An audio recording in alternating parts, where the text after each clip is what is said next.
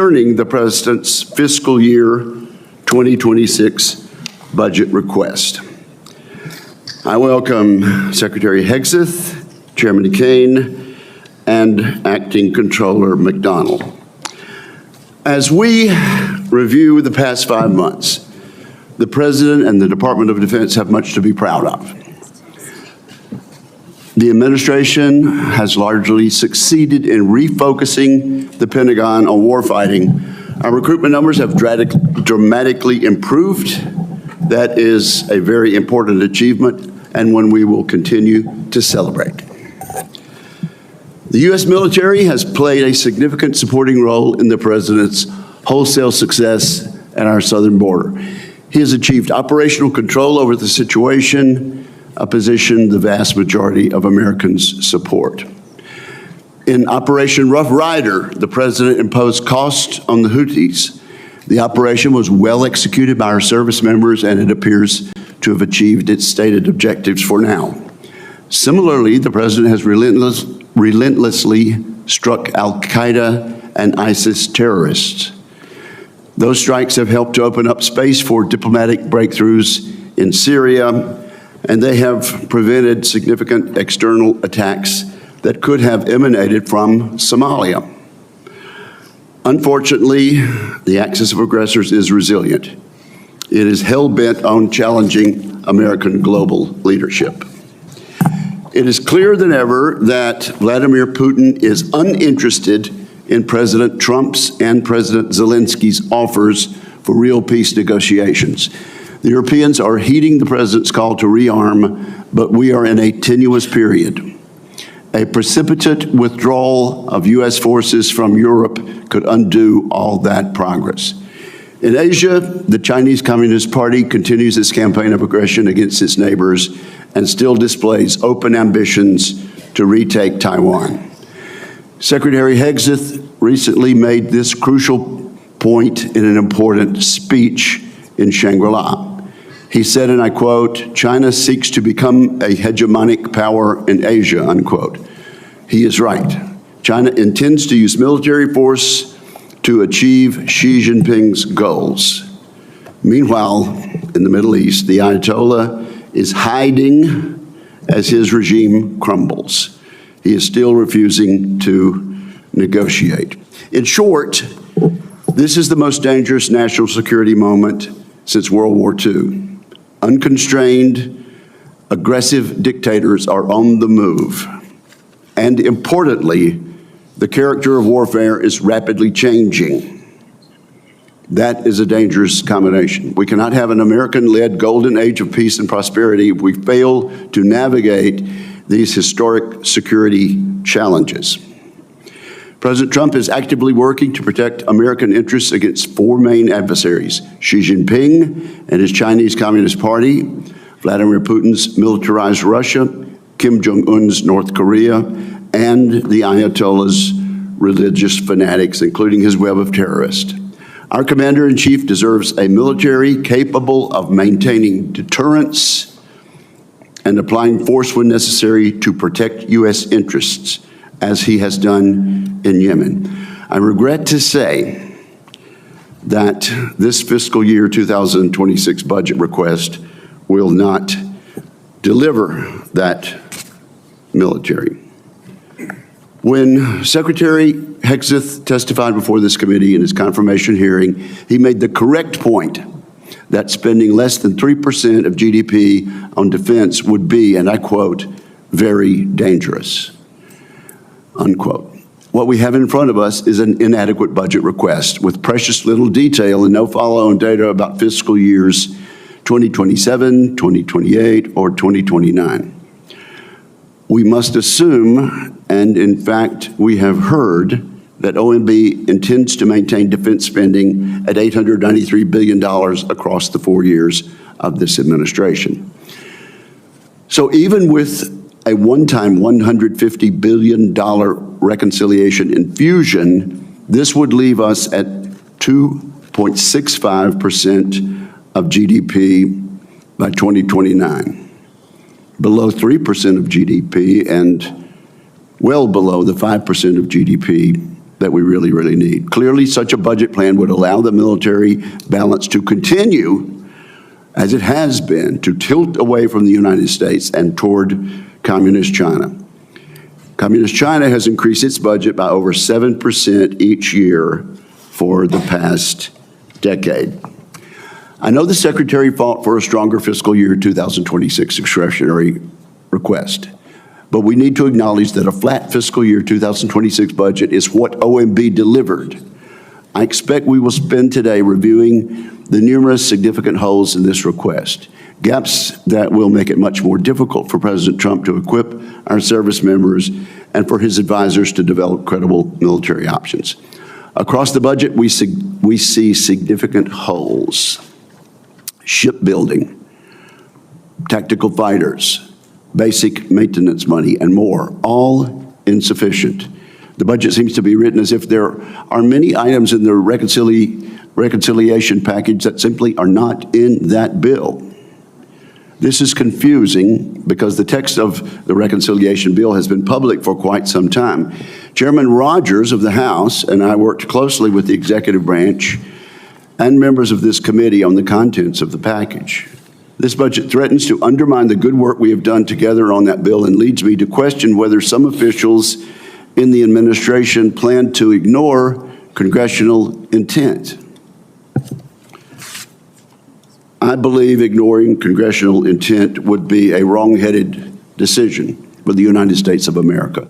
We all work for the American people, and we share largely identical goals when it comes to deterring Xi Jinping, Vladimir Putin, and other threats. We need to work much more closely together on investment strategies and actions necessary to rebuild our industrial base. The President and the Congress want action on reindustrialization. We want to rebuild the arsenal of democracy. We need action on industrial base integration, streamlined weapon sales, and cooperation with our allies and partners. We agree on fundamentally changing the way the DoD budgets and handles acquisition. Now we need to agree on providing the men and women of the Department of Defense with the resources they need to do their jobs. We have no time to waste. We must commit to continued collaboration now. With that, I turn to my friend and colleague, Senator Reid, for his remarks. Well, thank you very much, Mr. Chairman. Mr. Secretary, General Caine, Ms. McDougall, welcome. Mr. Secretary, as the Chairman has said, this is a dangerous moment. As we speak, missiles are striking cities across Israel and Iran, threatening to ignite a regional war. There should be no doubt that for the safety of the United States and the rest of the world, Iran cannot acquire a nuclear weapon. However, Prime Minister Netanyahu's decision to preemptively launch a war with Iran against the urging of the President threatens the stability of the entire region and the safety of Americans stationed there. The Trump administration must take urgent steps to prevent a wider war. Mr. Secretary, I would ask you to be crystal clear this morning about the administration's posture toward Iran. More broadly, Russia continues its bloody assault on Ukraine, unmoved by President Trump's negotiating tactics, and China is threatening our allies in the Indo-Pacific as America once again redirects its attention to the Middle East. This is a moment that requires leadership, expertise, and competence from the Department of Defense.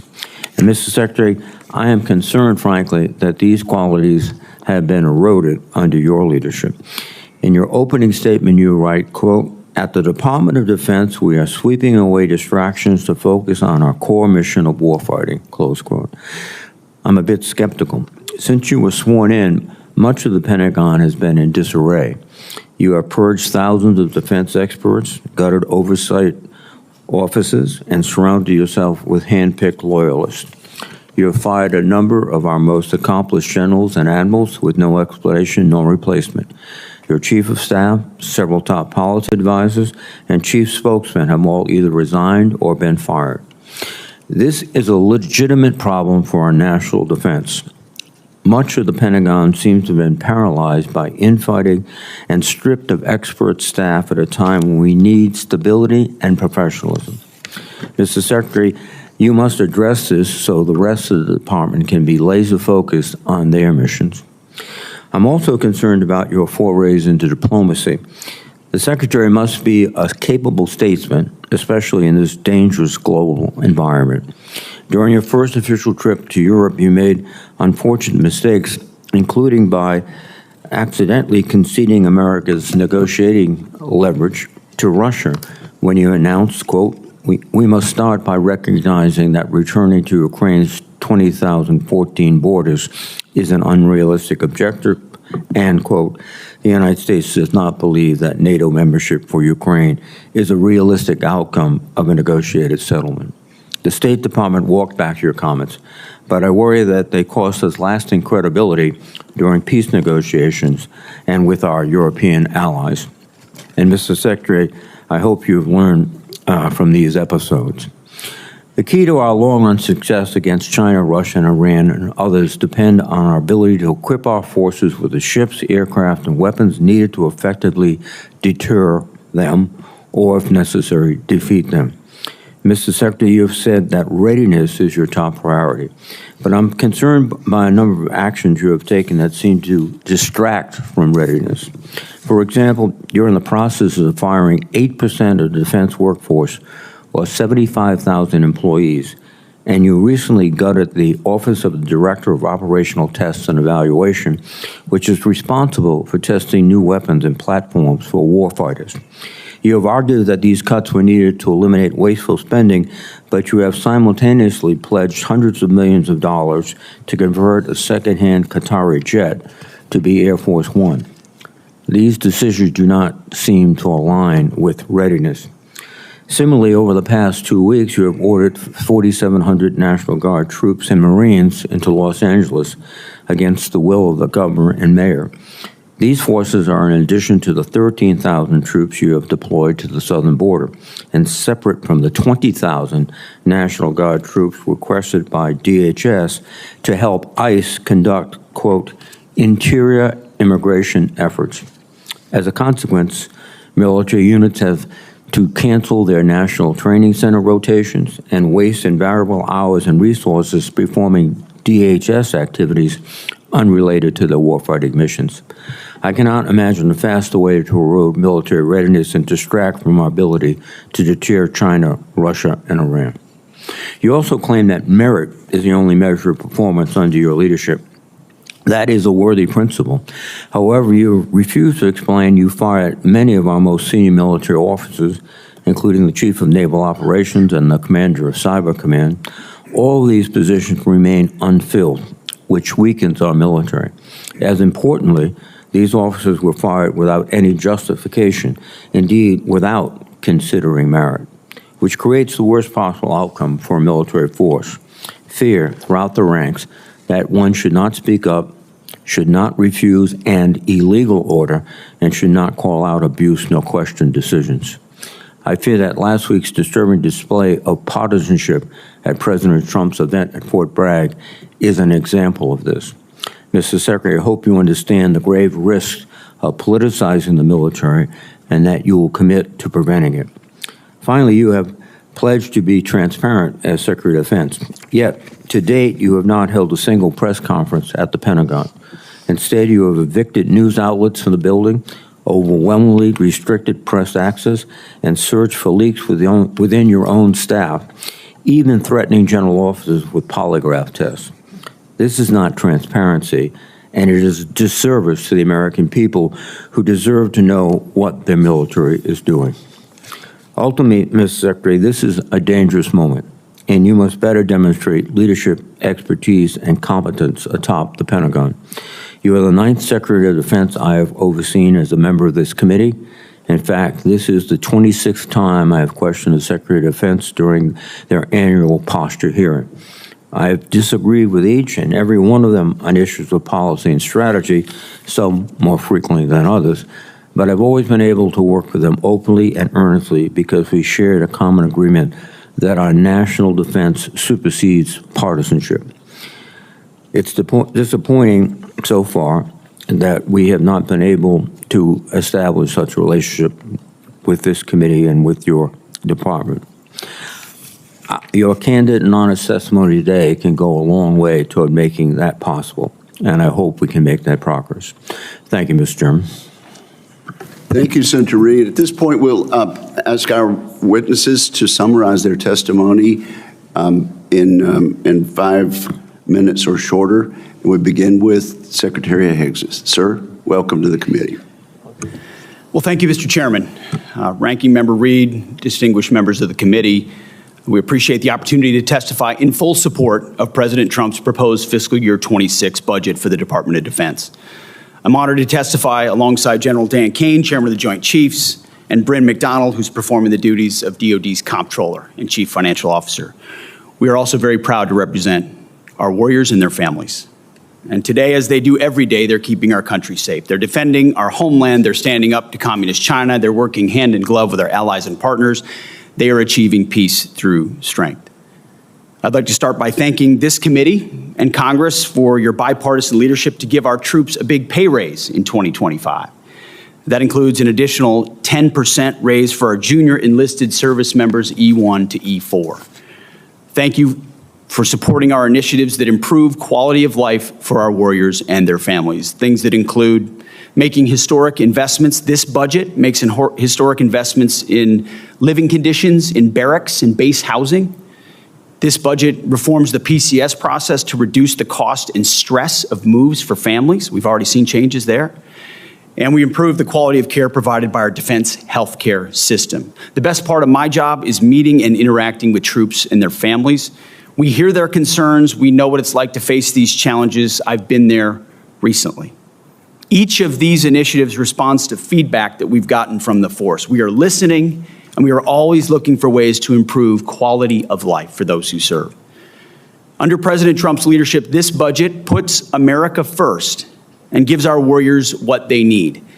The $961.6 billion budget request, more than $1 trillion for national security, will end 4 years of chronic underinvestment in our military. Now, as is custom with first-year administration budget releases, additional time was necessary to implement presidential initiatives. So in the last 4 months, we've moved quickly to reverse course after 4 years of weakness and mismanagement. We found nearly $30 billion in savings across the department. And this savings, if you add this savings to our overall budget, we're increasing the DoD budget in 2026 by $143 billion. We do that by killing wasteful programs, targeting bureaucratic excess, and redirecting funding from Biden-era priorities to President Trump's priorities.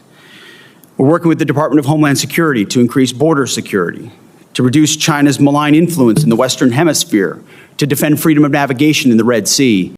However, as we would all acknowledge, there's more work to do. I've got 3 core priorities in the department: restore the warrior ethos, rebuild our military, and reestablish deterrence. First, we're restoring the warrior ethos. President Trump has charged me to focus relentlessly on warfighting, lethality, meritocracy, standards, and readiness, and that is exactly what we're doing. We're setting standards that are high, equal, and unwavering. DEI is dead. We replaced it with a colorblind, gender-neutral, merit-based approach, and the force is responding incredibly. Because of President Trump and his America First priorities, recruitment and retention are higher than they've been in decades. Historic surge of young Americans who want to join our military. Second, we're rebuilding our military. 25 years ago, our military was unchallenged, yet we squandered that advantage as China carried out an unprecedented military buildup. President Trump is correcting that. We're reviving our defense industrial base, reforming our acquisitions process, rapidly fielding emerging technologies and new weapons to meet the challenges of the future. This budget invests $25 billion in Golden Dome for America, a down payment on President Trump's priority to defend our homeland. It also commits more than $62 billion to modernize and sustain our nuclear forces as we face rising nuclear dangers. The budget allocates $3.5 billion for the F-47, the world's first 6th-generation air superiority fighter. The budget will revitalize our shipbuilding industrial base with $6 billion in funding in FY26, and that's on top of $47 billion overall for shipbuilding. The budget significantly increases funds to buy next-generation technology, including autonomous systems, long-range drones, long-range fires, and hypersonics. We will put these capabilities in the hands of our warfighters, ensuring we remain the most lethal force in the world for generations to come. And third, we're reestablishing deterrence. When an opponent sees our well-equipped and tough-as-nails warriors, they will decide that today is not the day to test U.S. resolve. Credible deterrence, it starts at home, and it starts with securing our borders. As was mentioned by the chairman, we are working to achieve 100% operational control of the border. Illegal crossings have decreased 99.9%, and it was just reported today that CBP released 0 illegals into the U.S. last month, down from 62,000 released into the interior last May. The Indo-Pacific is our priority theater, and China is our pacing threat. And that's why I've traveled twice to that region to visit our forces and meet with our allies and partners. As we shift toward the Indo-Pacific, we're looking more to our allies and partners to be force multipliers alongside the United States, and we're making progress in that. We applaud those allies who are stepping up, but others need to do more and quickly. At the NATO Heads of State meeting next week, we expect NATO allies to commit to spending 5% of GDP on defense and defense-related investment, an almost inconceivable accomplishment when President Trump started that project in his first term. And with NATO stepping up, we now have a new standard for allied defense spending that all of our allies around the world, including in Asia, should move to.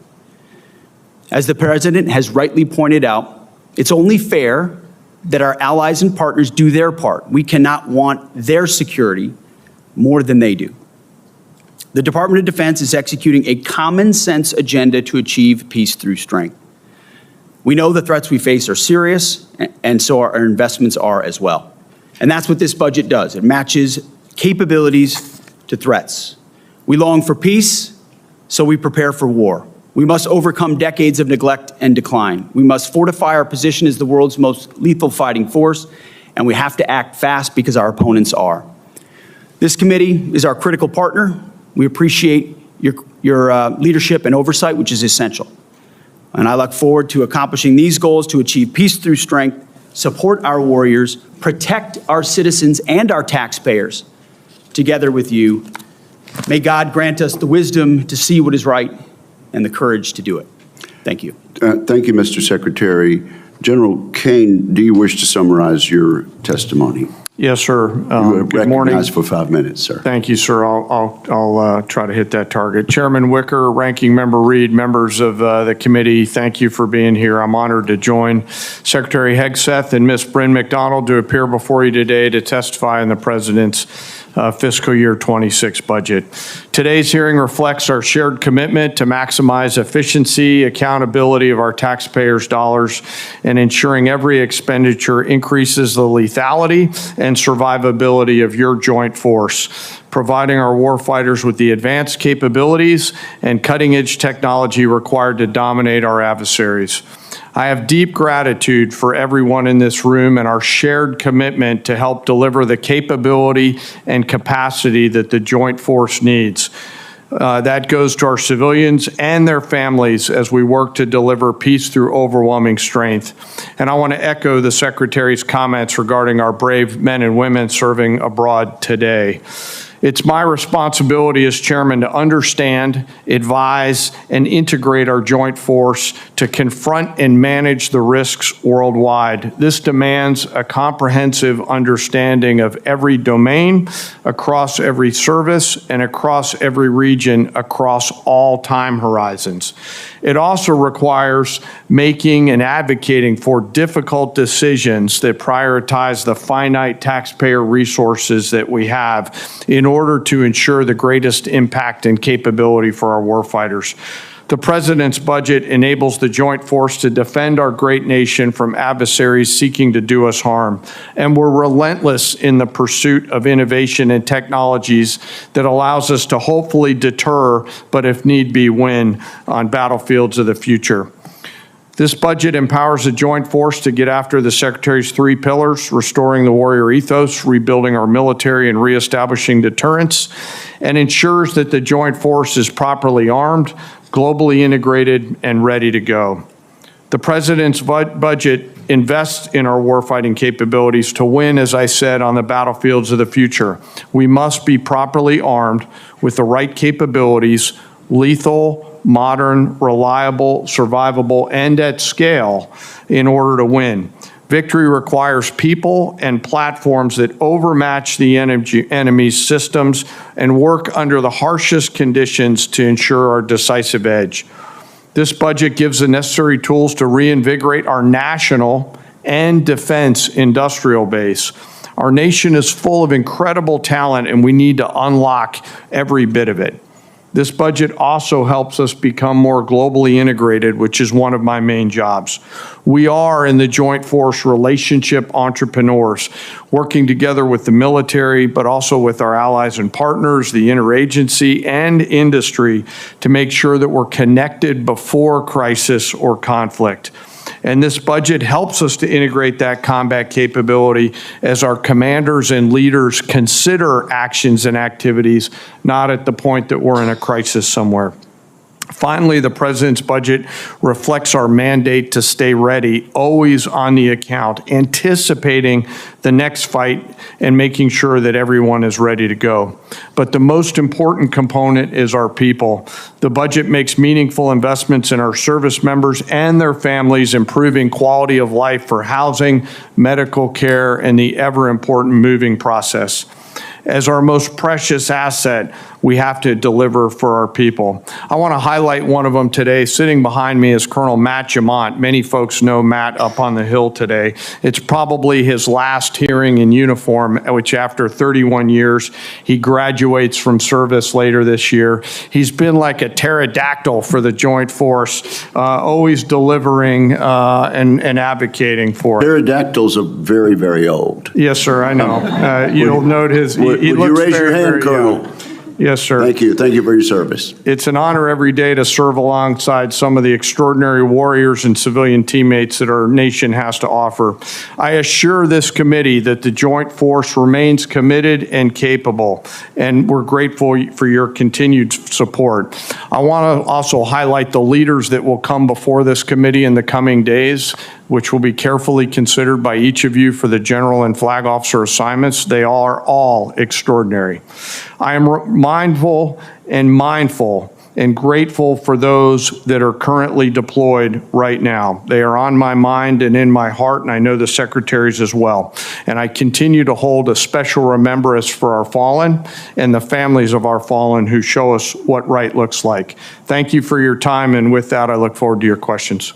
Very skillful use of time, General. And Ms. MacDonnell, we will not require an opening statement from you. Thank you for your for being available for questions today. And now we move to rounds of 5-minute questions. And let me say, we expect full attendance today, and I expect all members will want to ask questions. I've tried to be very skillful sometimes in my membership on this committee to ask a very involved question with about 20 seconds to go in my 5 minutes. We will not be using that practice today, or we'll be here in the wee hours of the early evening. So at this point, let me begin by asking Secretary Hegseth about congressional intent. We worry about the explicit choices that the Congress has made and that have been enacted into law by the President in the fiscal year 2026 budget. The decision came to us surprisingly to zero out destroyers, even though Congress intended for reconciliation to give the industrial base stability with a third DDG in fiscal years 2027 and in 2029. I've asked this of every nominee from the department who has come before us about honoring congressional intent. We will put funds in the reconciliation bill, working with the House and working with the administration to get the signature on the bill. And we will make clear alongside that the specific congressional intent. I've asked this of every official, and I will ask you as well, Mr. Secretary, do you commit to following congressional intent unequivocally on reconciliation? Well, thank you for the question, Mr. Chairman. Yes, our team looks forward to working with this committee, both through the budget process and reconciliation, and would acknowledge, just as a starting point of the conversation, that we are looking at 2 bills and 1 budget at the Defense Department. So as we have discussions about allocation, we may sometimes be talking about different numbers because of that, but from our perspective, we built a budget tied to $960 billion. Are you qualifying your explicit yes? Because we have not had that from any of the other witnesses that have come before us.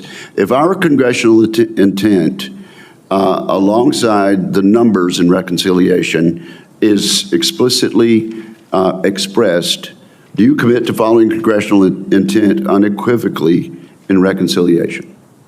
Yes, we just wanted to clarify the entirety of the budget from our perspective. Well, thank you very much. Now, you said once before that, and I quoted in my opening statement, Mr. Secretary, that going below 3% of GDP would be very dangerous. That was your testimony in January. Of course, you know well that we're asking our allies in Europe and NATO to go to 5%, and it has been the intention of most of us on the committee that the United States lead by example and, in fact, follow the peace through strength example of President Reagan and his administration in getting to 5%.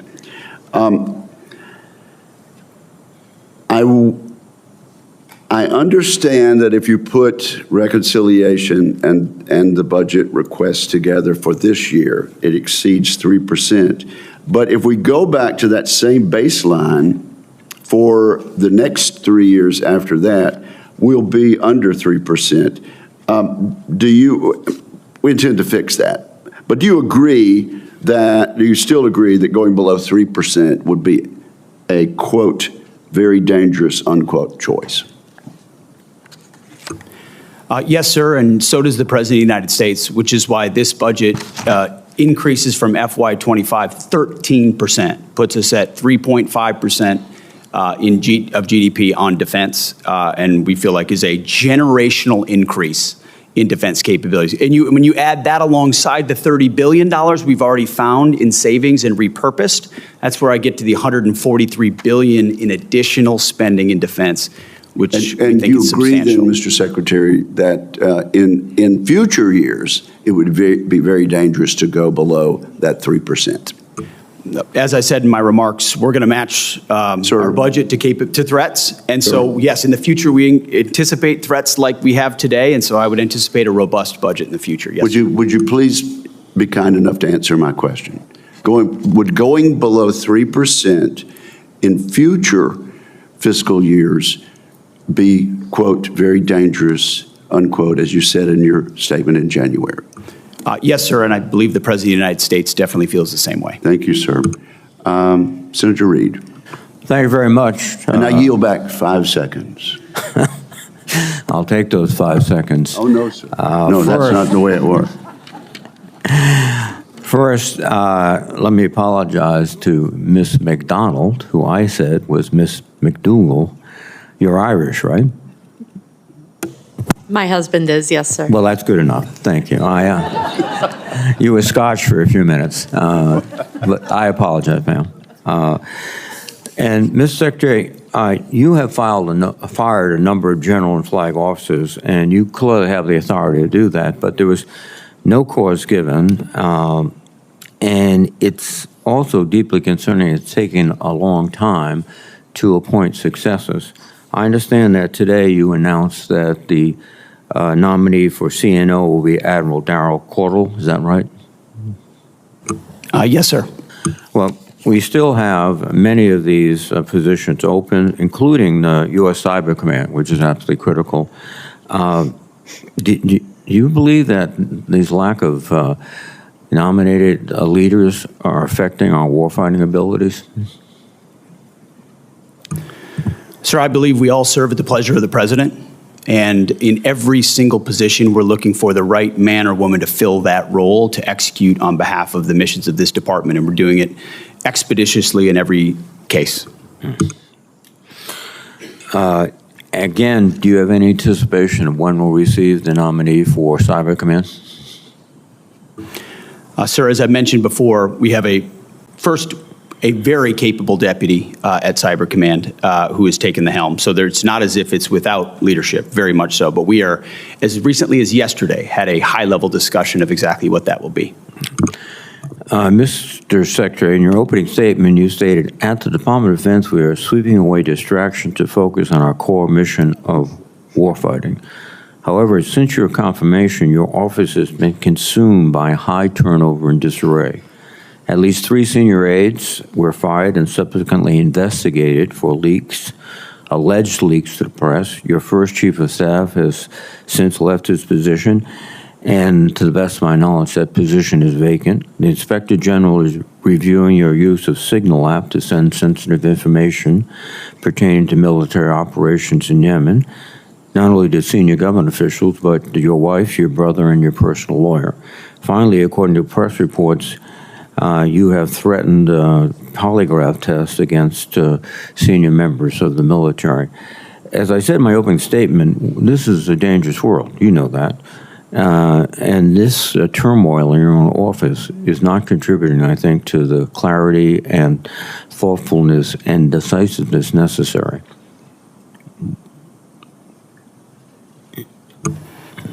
Sir, I would just say the media loves sensational headlines that are not connected at all to reality. If you look at the execution of our office and what we've done on the president's priorities, I'm very proud of what we've been able to do in 140 days. And when you move fast to reestablish deterrence and restore a warrior ethos and rebuild the military, it's going to come with some changes. But when you look at the leadership structure, both in uniform and on the civilian side of the Defense Department, it's as strong and capable as it's ever been. And I would contrast it with the chaos of the world under the previous administration. The debacle in Afghanistan, war unleashed in Ukraine, what happened on October 7th, that was a view of weakness and chaos unleashed by the Biden administration under the previous defense secretary. So if a few changes have to be made in the first portion of my term in order to get it right, I think that's pretty acceptable to establish deterrence and rebuild our military and restore the warrior ethos. Well, Mr. Secretary, you can cite those examples. History, I might have a different perspective. As I understand it, the direction to leave Afghanistan was an agreement with President Trump in Doha, which left our forces in a very precarious position since they were there for a year and they had to come out. And Taliban knew that, and they were going after them. But let me move on to another issue, which is 30 seconds. 35. We have had detainees in Guantanamo, and we have used military flights to get them there. The problem, I think, is that some of these military flights have not contained DHS agents on it. And so, in effect, the military becomes not just the custodial agents, they're also the control agents. And that would seem to me a violation of military procedures. Is that practice continuing? Senator, every aspect of that mission is in coordination with DHS and with DHS officials. So there are no flights with airmen only on board? Not that I'm aware of, sir. Thank you. Thank you, Senator Reid. Senator Fisher. Thank you, Mr. Chairman. Mr. Secretary General, Ms. MacDonnell, welcome. I serve on both the Armed Services and the Appropriations Committees, and every year we legislate annual authorization and appropriation bills that provide the policies and the funding for the department. While I'm confident we will do so again this year, the administration has made this process more difficult by delaying the delivery of budget materials to Congress. Mr. Secretary and General Caine, I've appreciated our previous discussions about the need to modernize our nuclear triad and to provide the President with additional options for regional nuclear deterrence. And to achieve this, we must have sustained and predictable funding within the department's base budget.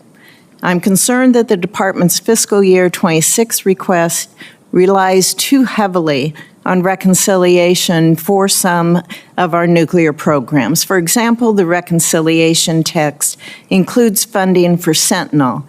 That is meant to accelerate and reduce risk in the program over the next several years.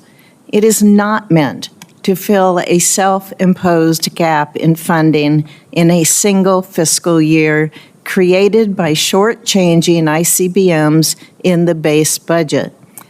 I understand using reconciliation funding is relatively new to the department, but I expect us to work together throughout this cycle so that we can assure that funds are used as intended and that the programs are adequately funded within that base budget. General Caine, do you agree that nuclear modernization programs should be prioritized both to keep pace with the threats and to ensure that the President has a full array of options for nuclear deterrence? I do, Senator, and appreciate your leadership on ensuring that we've got the tools that we need to deliver for the triad of the future.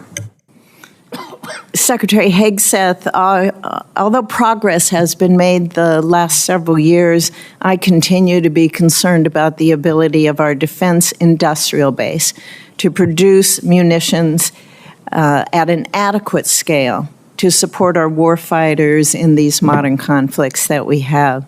And now that you have been sworn in and had time to review the current state of our industrial base, what more should the department be doing to increase munitions production, and how does this budget request support these objectives? Senator, it's a great question. We should be doing everything we can, which is precisely what we are doing at the very highest levels, from myself to the Deputy Secretary of Defense with industry. This budget is a 45% increase in the defense industrial base. It invests in critical munitions procurement. It invests in defense supply chains, in resilience in supply chains, in increased competition and capabilities for outside companies to get into the business of providing critical munitions. So across the board, we're finding and hiring innovators to move as quickly as possible, cutting through the bureaucracy, the red tape to deliver those systems in a world that needs them now more than ever. Could you get back to me on timelines that you have set for each of those areas that you mentioned, and obviously the funding that's going towards them, but I'd be interested in what you're setting for yourself for goals for the timelines in getting that achieved. Yes, ma'am, we have those and we will get those to you. Thank you. And General Caine, do you assess that the total munitions requirement is currently aligned with the magnitude of the threats that this country faces, or should the department review its stockpile requirements to ensure that we are fully prepared for these modern conflicts?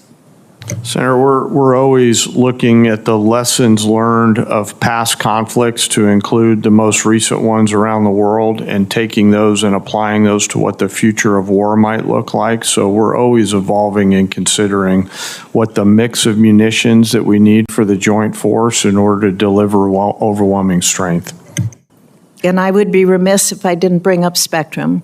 So as we look towards the Golden Dome and the importance of that, over the next several weeks, I hope we can see some more details on that because we can't shoot what we don't see. And I think it's important that all of us here, as well as the public, understand the importance of the spectrum that the department has in order to reach that. Thank you. Thank you, Senator Fisher, for that important and correct observation. Senator Shaheen. Thank you all very much for being here. News reports this morning suggest that the President is actively considering intervening in the situation in the Middle East. I understand that we have 40,000 troops deployed in the region, many of whom are in range of Iranian missiles. And it's being reported that the president is being asked to consider providing the bunker buster bomb that is required to be carried only by the B-2 bomber and would require a U.S. pilot. That raises real concerns about what retaliation might mean for the safety and stability of the entire region and our troops and Americans who are in the region. So can you tell us, Mr. Secretary, are you considering military action that would bring us into active hostilities? And whether you expect a decision to be made on that anytime in the next few days? Just bearing in mind, and you can stop the clock, we will be going into a classified portion of the hearing later on. But proceed, Mr. Secretary. I understand that, Mr. Chairman, but I think this is a question that's very important for the American public to hear. I just wanted to make it clear that there would be an opportunity to get very deep into that. Go ahead. Senator, I agree with the chairman. Most of what I can or should say would be reserved for a classified setting. I would say the president, obviously, any decisions on this matter are at the presidential level. He has communicated very clearly for quite some time. I do understand that, Mr. Secretary, but my question for you is whether you have been asked actively to provide options for the president regarding a strike in the Middle East. If I had or I had not, I wouldn't disclose that in this forum, Senator. My job, our job, the chairman and I, at all times, is to make sure the president has options and is informed of what those options might be and what the ramifications of those options might be. I appreciate that. You mentioned the troops in the region. I maximum force protection at all times is being maintained. I would hope that as soon as consideration about action is determined, that the public will be informed about that.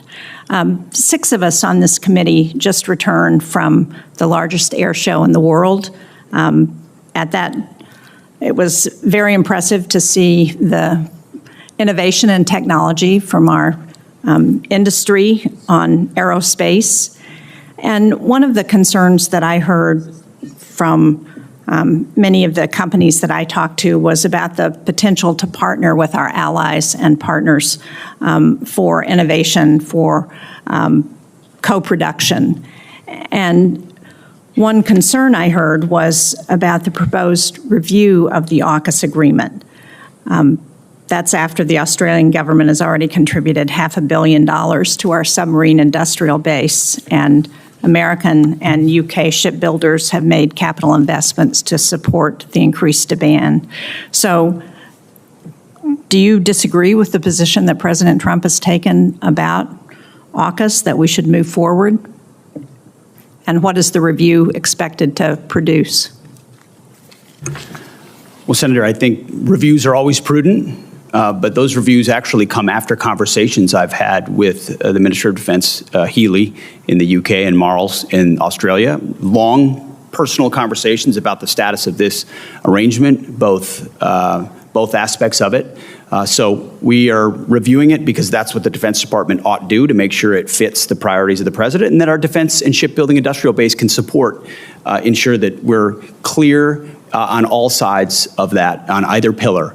And then on Pillar 2, identifying specifically the ways we can work together most meaningfully to co-produce with our industrial base munitions or other capabilities that would be most applicable to the threats we face. But do you agree that it's important to increase the capability of our nuclear deterrent in the Indo-Pacific, and that AUKUS is one way to do that?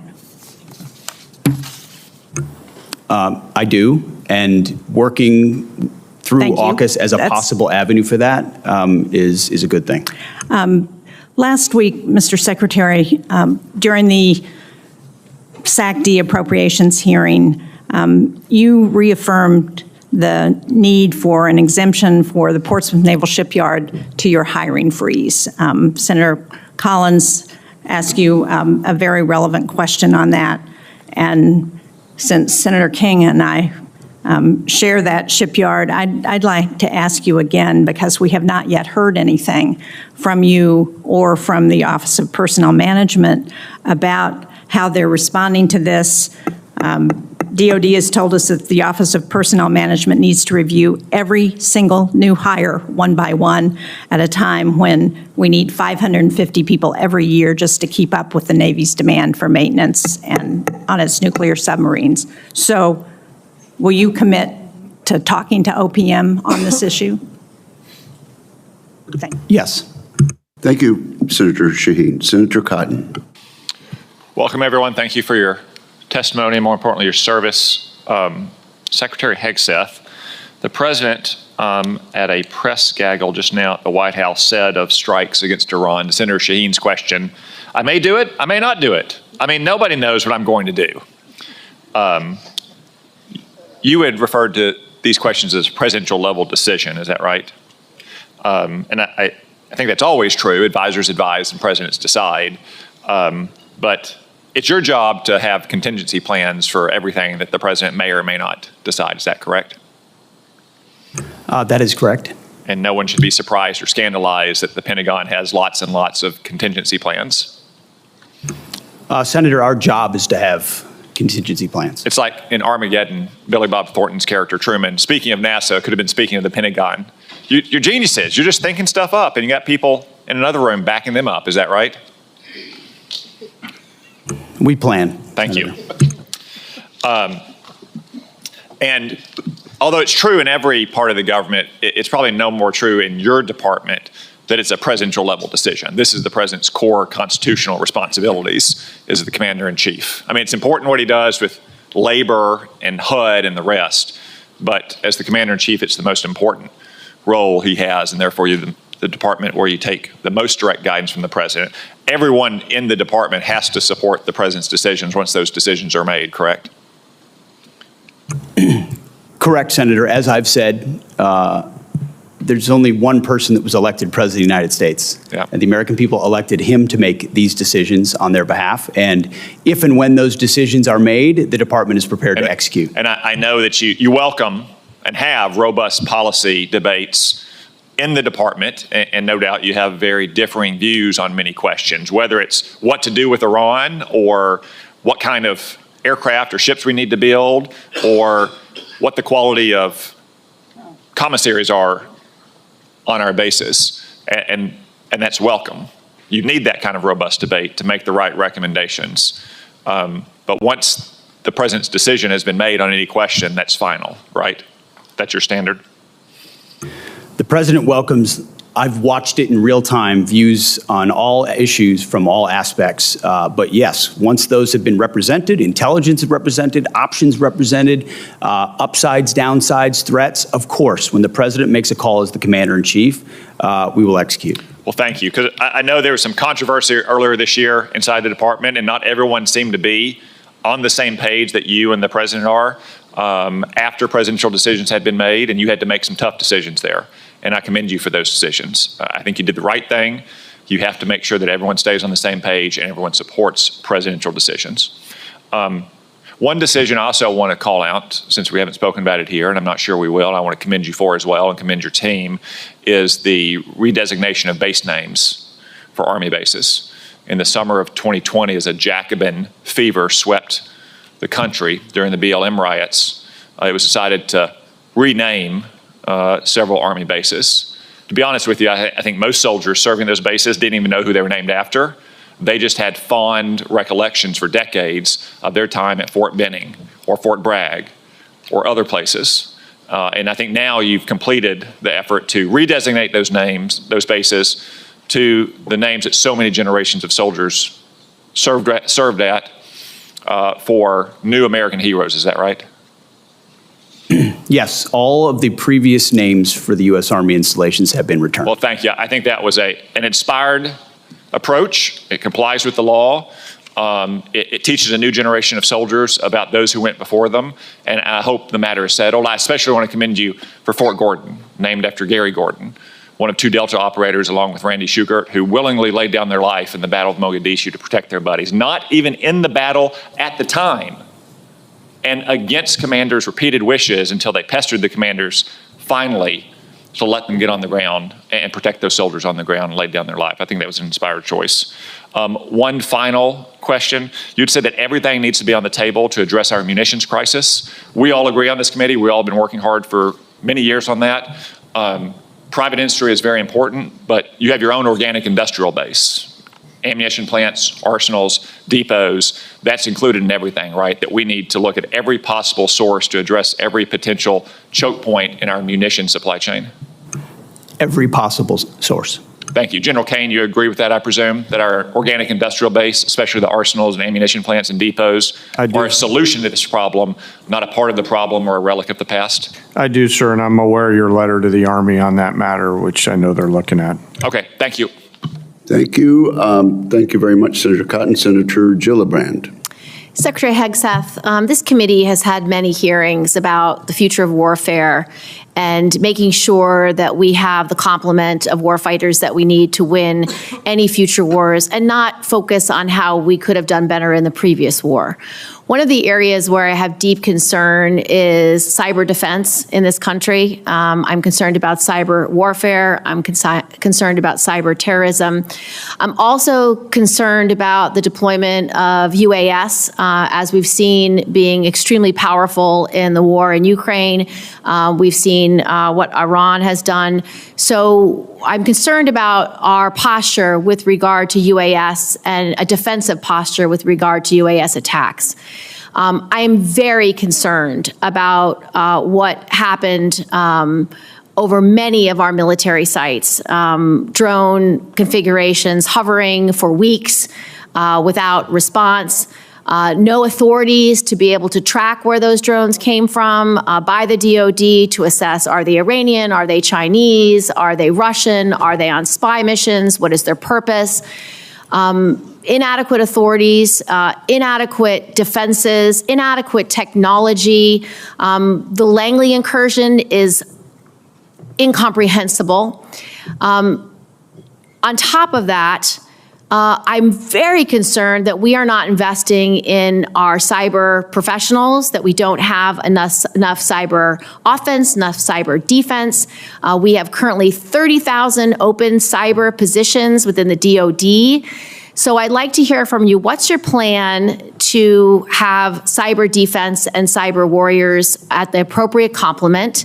And number two, what is your plan to create the authorities that you need for UAS defense and to have the inadequate response of this is someone else's job no longer come out of our leaders? Well, Senator, thank you for the question. You're right over the target. Cyber needs to be a part of every single way that we plan and look at the world. That gray zone part of conflict, and we can't cede that terrain in any way to our adversaries. And so it is, you'll see the resources in this budget that invest in that. You'll see it fully integrated into planning and capabilities. And what we're looking for in the next Cybercom and what we're looking for there, our Deputy Secretary of Defense is leading a charge to make sure it fits precisely what the world needs today. So we have a program that this committee supported in the last two NDAAs, which is a cyber academy to create a pipeline of young people who do cyber for service. So they get a state-of-the-art cyber education at over 600 schools around the country, and then they dedicate the number of years they had education to the Department of Defense or the intelligence community. And right now it is not being funded. And right now, because of the hiring freeze, these kids who have completed their degree under the Cyber Service Academy actually can't get a job at the DoD or the intelligence community. And they're either going to have to no longer serve, which was part of the program, or get employed somewhere else, but we lose them. So what are you doing to unplug this problem of not hiring these cyber professionals immediately because they are part of the cyber service program? And your budget does not show that you are planning to fill 100 cyber positions for these young people who want to serve in the IC community or in the IC or in the Department of Defense. We'll review that aspect of the hiring freeze in the Cyber Academy. We want those positions filled. We're fully committed to it. And then on counter UAS, which you mentioned, it is, I mean, It is a reality of the modern battlefield, whether it's in Ukraine or elsewhere, that we have to fully account for and address as aggressively as possible. And you have my assurances at the highest levels, we are putting our best people in charge of ensuring we have counter-UAS systems that can match the threats of the future. I would like you to prepare for this committee 2 letters in response to these questions. 1, what are you going to do to fill the 1,000 slots for the Cyber Academy? And how are you going to get this hiring freeze taken care of? And 2, what is your plan for increased authorities, increased investment, appropriate review of UAS that hover over our military and nuclear sites? So this committee has a fulsome response from your whole team about how you will address these 2 problems. We will get that to you, Senator, and authorities, you are right, is a huge issue on counter-UAS. It's something Senator Cotton and I are committed to passing. We both serve on intelligence and armed services, and so we share the urgency on this issue. And so, Mr. Secretary, you'll submit those letters for the record. Thank you, sir. Thank you, Senator Gillibrand. Senator Rounds. Thank you, Mr. Chairman. To all of you, first of all, thank you for your service to our country. I have heard now from 25 senior department officials, including every service chief and 8 combatant commanders, that vacating the 3.1 to 3.45 gigahertz and the 7 to 8 gigahertz bands of the spectrum would have significantly negative consequences for our warfighting capabilities. Being forced to share these bands with commercial interests in a non-optimal way would have the same impact. General Caine, does the Joint Force have capabilities operating on the 3.1 to 3.45 band and the 7 to 8 bands of the spectrum, which would be used in a conflict with China? We do, Senator, yes. And would those capabilities be negatively impacted if the Department of Defense were forced to share those bands with commercial users in a non-optimal manner? Sure, Senator, I think the key is non-optimal. I know there's some work going on around dynamic sharing that would minimize to an acceptable level the ability to frequency hop in and out of those particular bands that would not adversely impact the Joint Force. So, but as of today, there is no way to make it happen. Not today, as you know, Senator, and I appreciate your leadership on this, but there's a lot of work going on in that space, sir. I think we agree that the economic security is national security and that we need to move forward in the next gen with regard to our communications capabilities. But as it pertains to spectrum auction authority, how do you view a spectrum auction process that bases decisions solely on economic considerations?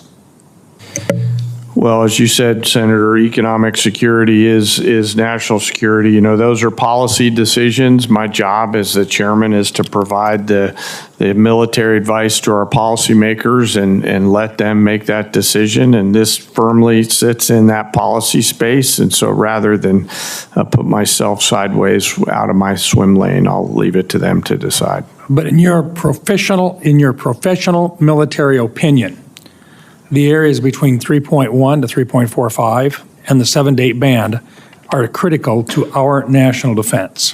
3.1 to 3.45, no doubt. Lower end of the 7, there's I think some discussion. 7.4 to 8.4 is an area that I'd prefer us to hang on to, Mr. Thank Senator. you.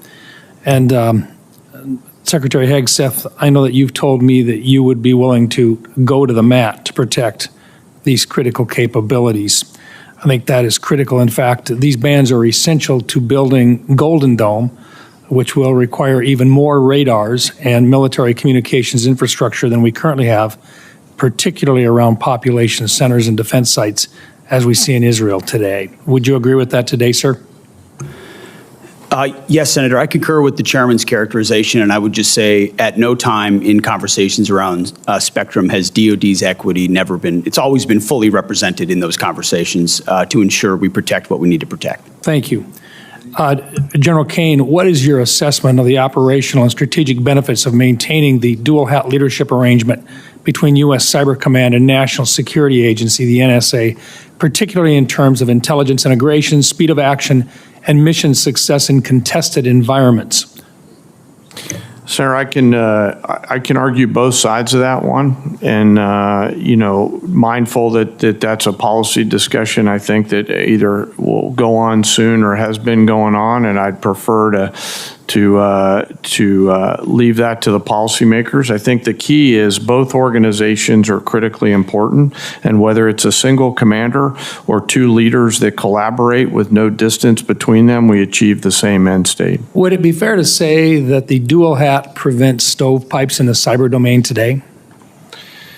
Senator, there's stovepipes in all kinds of domains today, so I can't assure you that it would prevent them. What I do hope is that whatever path we take, we select leaders who are committed to integrating and knocking down those stovepipes, whether it's a single leader or two leaders. That's what the nation needs. We have been successful in making significant exchanges and utilizing assets for both the NSA and for Cyber Command so far. Secretary Hegseth, are you committed to maintaining the dual hat relationship that has significantly benefited our national security to date? Senator, as of right now, we're maintaining the status quo, but it's something we reserve the right to review. Thank you. Thank you, Mr. Chairman. Thank you, Senator Rounds. Senator Blumenthal. Thanks, Mr. Chairman. Secretary Hegseth, you've been asked about options for the use of force abroad. I want to ask about the use of our military at home. I have been deeply disturbed and alarmed by the use of active duty troops, Marines, in Los Angeles, and President Trump has made clear his intention to continue to use the military to suppress dissent and likely inflame tensions there and elsewhere, all under the guise of enforcing the law. What he's doing may well be illegal. I want to ask you about contingency plans for the use of active duty military in other cities. Do you have such contingency plans? Senator, I would just say we share the president's view that, as you characterized it, we are deeply disturbed and alarmed that ICE officers are being attacked while doing their job in any city in America. And so allowing National Guard or active troops under existing authorities to defend them is important. On ICE officers, yes, but we ought to be equally alarmed by the illegal use of active duty Marines or other military. I take it from your answer that you do have contingency plans for the use of military in other cities. We have never and will not illegally deploy troops. All have been under existing and well-established authorities to use troops to support federal law enforcement officers. So far, there's been no legal justification. It's been challenged successfully. I think that it will prevail. Those challenges will prevail in the courts. And I want to ask you right now to submit to this panel those contingency plans for the use of active duty military in other cities. I want to move on to another area of questioning. The chairman has said that you've submitted precious little detail, to quote him, precious little detail about the budget. I think there is no detail. This budget is literally a rough outline with short-sighted shortfalls. For example, the shortfall on the Columbia-class, $2 billion. Only about $1 billion for Virginia-class. There is virtually no outline or specificity as to how you are going to provide drones to defend and also engage in offensive outline and maneuvers. The nature of warfare is changing right before our eyes in real time. Unmanned aerial and undersea warfare is happening in Ukraine and elsewhere, and I think that you owe this committee and the American public more specificity in that budget, because we will be at risk, we are at risk right now, in the Middle East. And I want to know whether we have contingency plans to protect our U.S. personnel in the region from the kind of swarm of drones that have proved devastating already to 3 of our service people in the Middle East on a base in Jordan. Do you have such plans to protect against drones there? Senator, we work hand in glove with the Joint Staff and CENTCOM and every COCOM, especially right now, to ensure everything at our disposal is available to ensure maximum force protection against any contingency, including the one you described, sir. Well, I have no assurance that we have the capacity to safeguard against the swarm of small, lightweight, slow-moving drones that are, in my view, our major vulnerability. And right now, if we engage in the Iran conflict, would put us and U.S. personnel at risk there. Let me ask you about Ukraine. I've just returned from my 7th trip to Ukraine. I am the advocate, chief sponsor with Senator Graham in the Russia sanctions bill. You said that the United States and the ranking member cited it, that we must start by recognizing that returning to Ukraine's pre-2014 borders is an unrealistic objective and will only prolong the war. My question to you is, when will you release the PDA $4 billion in equipment that Ukraine desperately needs? It's sitting there. Ukraine deserves it. When will it be released? We're aware of PDA 75, and that is a decision we can make in the future. My time has expired, but I don't consider that answer adequate. Thank you, Senator Blumenthal. Senator Ernst. Thank you, Mr. Chair, and thank you, Secretary, and thank you, Chairman, for being here. Ms. MacDonnell, I'm actually going to have a question for you. So thank you very much for being here. And I know that Iran is on our minds right now. And Secretary, I'll just pose a very quick question to you. October 7th, 2023, Hamas attacked Israel. Who is the primary funder of Hamas? Senator, it is Iran. And who is the primary sponsor then that provides them with the weapons that they use to attack Israel? Same answer, ma'am. And maybe our public is not aware, but 43 Americans lost their lives on October 7th at the hands of Hamas, which is an Iran-backed terrorist organization. 43 Americans. We never talk about it, folks. I heard nothing about this in the Biden administration. So when there is question about whether it's appropriate for America to be engaged in the Middle East in defending Americans that live and work abroad, I think there's our answer. So thank you, Secretary.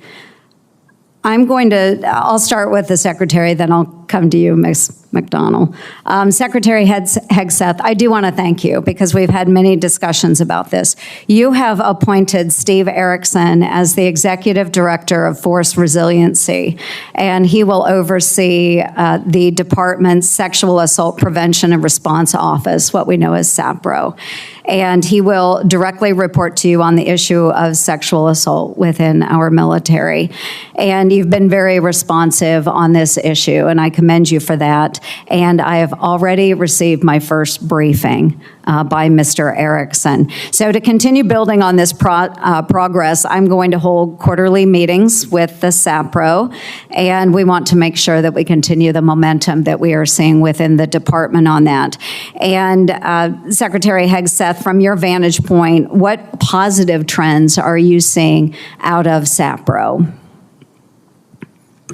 Well, first of all, Senator, I want to thank you and other members of this committee for the work you've done on that issue. And I think in large part, and you'll see this in this budget, we continue to fund the programs which have seen efficacy. And so I think a lot of these were newer programs, new initiatives, new emphasis put in place that we have simply sought to maintain and accelerate. And you see that in this budget. And thankfully, we've seen this year sexual assault numbers decrease. One is too many, as we've said before, but a decrease is a good trend to see. We want to continue that. Wonderful. And we'll continue working with the department on that. And an amendment that I am going to propose for this year's NDAA would require quarterly briefings from the SAPRO for members of Congress, just as they do with suicide prevention.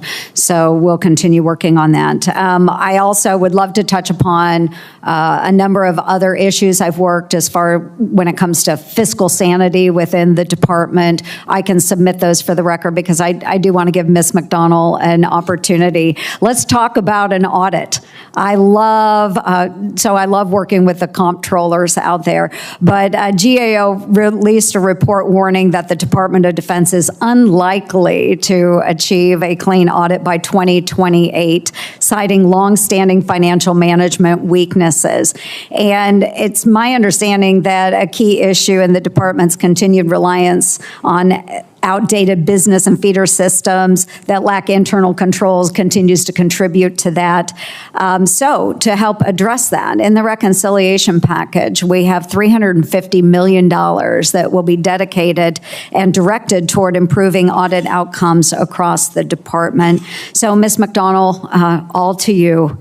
Can you walk us through how the department intends to meet its statutory requirement of achieving that clean audit by 2028? Thank you for the question, Senator, and thank you for your support in reconciliation for automation, AI, and business system replacement to achieve the audit. The first day we came in, that was one of the first topics the Secretary and I discussed, and he actually just put out a memo with guidance for milestones each fiscal year that the department is going to achieve the financial audit by 2028 or sooner, as he has challenged us to do. The Marine Corps just passed their second clean audit opinion. 2 additional components have done the same recently. And within the next 3 years, under the Secretary's guidance, the remainder of the department will achieve the clean audit opinion. Well, outstanding. We really appreciate that. Thank you, everyone, for your service to our great nation. Thank you very much, Senator Ernst. Senator Hirono. Thank you, Mr. Chairman. Secretary Hegseth, you've had a tough start. At your confirmation hearing, my Democratic colleagues and I rightly questioned whether you had the requisite qualifications and experience to lead the DoD, the largest federal agency, especially given your checkered past, which included paying $50,000 in hush money to settle a sexual assault allegation against you, and driving 2 veterans organizations into the ground. After only months on the job, our concerns about you have proven true, as far as I'm concerned. Instead of strengthening national security, you've turned the Pentagon into a dysfunctional mess. You are jeopardizing military operations and service members' lives with your unprecedented action of texting classified military plans to anyone who might stroke your ego. Leading the Department of Defense is more than just a PR campaign filled with photo ops. While you pose for cameras, Russia's war of aggression against Ukraine continues unabated. Israel and Iran are also at war, in large part because your boss tore up a multilateral agreement former President Obama brokered with the UK, France, Germany, China, and Russia that curbed Iran's nuclear program and ambitions. Meanwhile, China advances in the Pacific as this regime undermines and attacks our allies. At a time when steady leadership is critical, we are confronted with crisis and instability. Mr. Secretary, close to 5,000 Marines and National Guards have been deployed to LA without the request or consent of the California governor or the Los Angeles mayor, Bass. Rather than calming the situation, this troop deployment is purposefully inflaming and escalates tensions. You claim lethality is your top priority. Do you plan to unleash this lethal force against U.S. citizens and civilians in LA and other cities?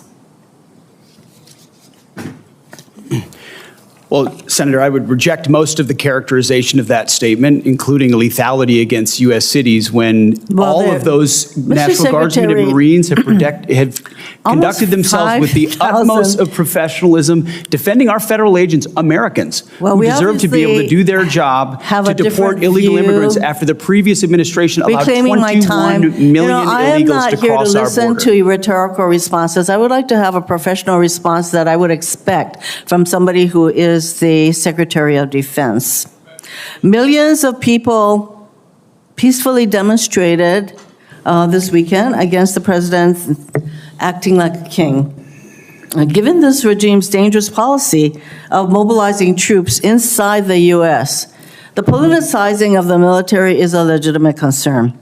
So, given the dangerous policy of mobilizing troops inside the U.S., if ordered by the president, I'm going to ask you once again, to shoot peaceful protesters in the legs, would you carry out such an order from the president?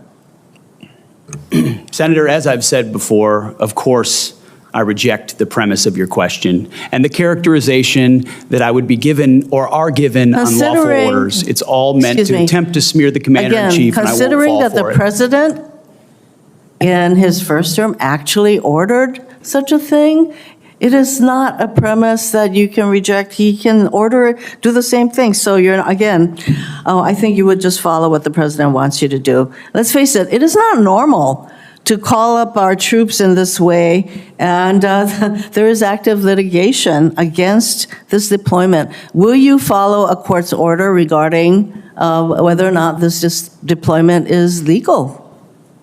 If the court says this deployment of troops into our cities is not legal, would you follow that court's order? It's pending in the courts, Senator. Well, when the court decides, would you follow that court's order, decision? I don't believe district courts should be determining national security policy. So you will not be following that. When it goes to the Supreme Court, we'll see. Court. And unless the president decides to appeal, there you have it. So I take it that you don't consider district court decisions to be legitimate. Thank you, Mr. Chairman. Senator Sullivan. Thank you, Mr. Chairman. Mr. Secretary General, welcome. I think you guys are doing a great job. And I think this kind of line of questioning, it's amazing how my colleagues on the other side of the aisle are all now focused on readiness, right? I mean, I know my colleague from Hawaii chaired the readiness subcommittee. I think we had 2 hearings in 4 years, right? So I appreciate your focus on readiness, lethality, deterrence. Mr. Secretary, thank you also for your focus on Indo-PACOM. Your speech and attendance at the Shangri-La Dialogue was really outstanding. And General, I'm glad you were there as well. I appreciate your direct answer to the chairman on following the laws directed by the budget reconciliation bill, which hopefully we're going to get over the goal line. It'll be great for our military. It's important that all your subordinates get that message as well. I'm sure they will. General, thank you for your visit to Alaska, the most strategic place in the world. Ms. Secretary, I'd love to have you up there soon. As a matter of fact, for your staff, take a look. August 16, 18, that's going to be the overlap of 2 large-scale exercises in Alaska, Northern Edge, Arctic Edge. I believe the Indo-PACOM commander, NORTHCOM commander will likely be there around that time. Would love to have you there, Mr. Secretary, so take a look at that date. General, do you have any quick takeaways from your Alaska visit? Sure. Thanks for hosting me up there on my way to Shangri-La. It was great to see all the soldiers, sailors, airmen, Marines on the northern flank getting after it. It reminded me of the criticality of that part of our country and the importance of taking power projection up there. And I know the services are all looking at that. So thank you for having me. Everybody appreciated your visit, so thanks again. Ms. Secretary, I really appreciate your focus on reestablishing deterrence. By the way, it's really hard to do once you've lost it. This has been particularly true with regard to Iran. Let me give you my view on how tough that has been. You know, the Quds Force, led by Soleimani, killed and wounded over thousands of U.S. service members when they were providing EFPs to the Iraqi Shia militias, while John Kerry was palling around with the Iranian foreign minister, Zarif, on the JCPOA stuff. General, you might remember one of your great predecessors, General Dunford, in a hearing before this committee, said we had completely lost deterrence, that the Iranians thought they could kill American service members anytime they wanted, and they ended up killing over 600 and wounding over 2,000 with no consequences. That was General Dunford telling this committee. We regained deterrence under President Trump's first term with the maximum pressure campaign and, in particular, killing Soleimani. Biden came in, appeasement of Iran was the order of the day, appeasement of Iran's proxy was the order of the day, and we lost deterrence again. So much so that not only did he unleash the proxies, the Iranians, and fund them, but it was public knowledge that Iran was trying to assassinate senior U.S. officials, including Mike Pompeo and President Trump. Talk about losing deterrence. Mr. Secretary, Iran's military and leadership is in complete disarray right now because of the bold actions by Israel. Is this an opportunity now to once again, like we did in the first term of the Trump administration, reestablish deterrence against this terrorist regime by making sure one way or the other they never have the capacity to enrich or produce a nuclear bomb, a goal that President Trump has repeatedly emphasized? And again, I thank you for focusing on reestablishing deterrence. It's critical, and you're right. It's difficult to reestablish when we lost it, which we did under the Biden administration. We know right now that Tehran understands exactly what the president is saying. He set 60 days. The world can believe it, and the world cannot believe it. He set 60 days. They had an opportunity to make a deal. They should have made a deal. President Trump's word means something. The world understands that. And at the Defense Department, our job is to stand ready and prepared with options, and that's precisely what we're doing. So is this an opportunity now to reestablish deterrence the way it was done in the first administration? Senator, I think we already have, in many ways, in this environment, reestablished deterrence. The question is, in the coming days, where exactly what direction that goes. Finally, Golden Dome. We look forward to working with you. It was good to see you at the Oval Office. We have a great opportunity here. Presidential leadership, your leadership, budget reconciliation bill, $25 billion down payment. Senator Kramer and I will be introducing legislation with Senator Sheehy on this next week to firmly entrench our strategy. We've been working closely with DOD on Golden Dome in the law, and we look forward to continuing to work with you on that. Thank you, Senator Sullivan. Senator Caine. Thank you. Mr. Secretary, earlier this month, you announced a plan to change the name of 3 Virginia military bases to restore the names of Confederate-era generals on those bases. You researched to find brave American soldiers with the same last names, Lee, Hill, and Pickett, who had not fought for the Confederacy and declared that those Confederate adjacent names would be restored. The problem is that you had to strip away the names of 4 amazing people that the Pentagon and local communities had chosen to honor at the Virginia bases.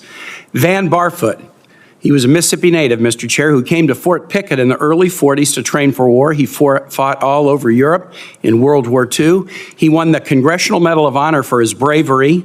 Leading his platoon in southern Italy, he killed 10 of the enemy, captured 17 more, and escorted 2 wounded Americans 1,700 yards to safety under enemy fire. Stayed in the Army for another 34 years, seeing action in both the Korean and the Vietnam Wars, and being assigned as the Army liaison to the Virginia National Guard at Fort Pickett. Long after he retired, he maintained his tie to the fort and to the Virginia National Guard. I was at the naming ceremony where this base, to which he had devoted much of his life, was named in his honor. His family was there, and they were so proud. Arthur Gregg served in the Army for more than 30 years, first African-American to reach the rank of brigadier general, first to reach the rank of lieutenant general, began as an enlisted, eventually decided to become a commissioned officer, went to Fort Lee for quartermaster training, quickly rose through the ranks as an instructor, even though he was not allowed to go to the officers' club because of the color of his skin. He finished his career in 1979 as the director of all Army logistics operations around the world. He stayed near Fort Lee in retirement, raised his family there, and was a continuous beloved presence until his death last summer at 96. He was actually at the renaming ceremony with his family in 2022 at this place that meant so much to him. Charity Adams. Charity Adams was an Army officer during World War II, the first African-American woman allowed to join the WACs. She was the commanding officer of the 6888th Central Postal Directory Battalion, a unique battalion composed primarily of African-American women, making sure that American GIs in Europe got their mail during World War II. Our colleagues Jackie Rosen and Jerry Moran successfully passed a bill in 2022 giving the 6888 the Congressional Gold Medal. Charity Adams was the highest-ranking African-American woman in the military at the end of World War II. Her family was at the dedication of Fort Gregg Adams, named in honor of these two trailblazing logistics leaders. They were so proud. Finally, Mary Walker, the only woman ever to receive the Congressional Medal of Honor. She graduated from Syracuse Medical School in 1855. She tried to join the Union Army as a surgeon, was turned away because she was a woman. But the need was so great, she eventually got hired at a military hospital in Washington and then was deployed as an Army surgeon with the Army of the Cumberland and the 52nd Ohio Infantry, becoming the first female surgeon in the U.S. Army. She served all over Virginia, including the place where the base is now named after her. She frequently crossed battle lines to treat civilians and even treated Confederate soldiers. She was captured a prisoner of war in Richmond until a prisoner relief president, Andrew Johnson, gave her the Congressional Medal of Honor after the Civil War. Why did you decide that these four patriots were not worthy enough to have their names on a base? Well, Senator, as you know, this was never about the names of the bases they were renamed to. So you don't challenge the worthiness? Restoring all bases to their original name, because we're not about erasing history. Okay, you don't care about their military record. You wanted to restore the Confederate names. When you called the Gregg family to tell them that their dad's name was no longer going to be on the base, what was their reaction? Senator, the Army notified them of that. You didn't call any of the families, and I've spoken with the families, and the families were called by the press. That's how they learned about this. They learned about it from the press. You didn't call the Barfoot family, the Gregg family, and you didn't call the Adams family. I told the families I'd ask you about this today. In fact, two of General Gregg's granddaughters, Avery and Sydney, are right here in the audience, and I want to ask you this as I close. While you announced that these brave men and women's names would be stripped from the Virginia bases, no orders to that effect have been received by the base commanders. In light of the patriotic service of Van Barfoot, Arthur Gregg, Charity Adams, and Mary Walker, I'd like to ask you simply not to issue the orders changing the names of these Virginia bases.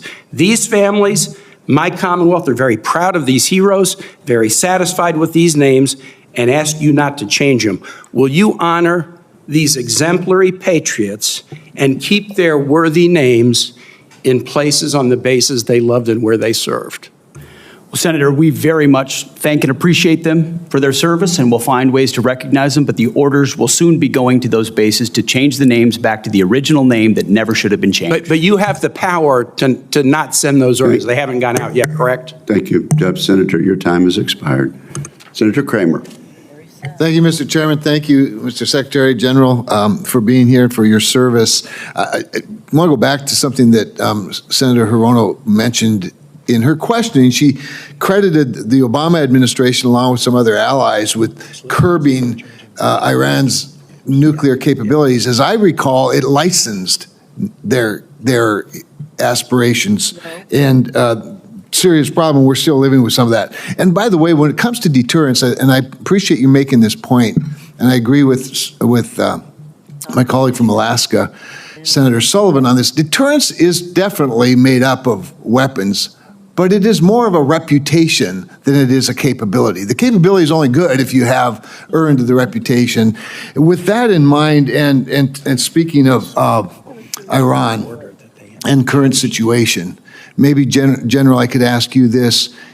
If Fordo was destroyed, demolished, if all of the nuclear capabilities that Iran has today were wiped out, would the war be shortened or lengthened?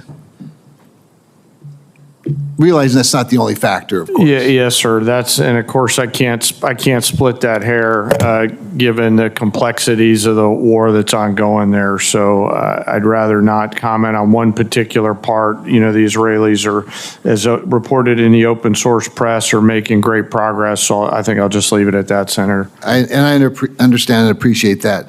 Can you then highlight for me that as we talk about deterrence and reputation, I'm sitting here thinking about the air superiority that Israel has accomplished over Iran.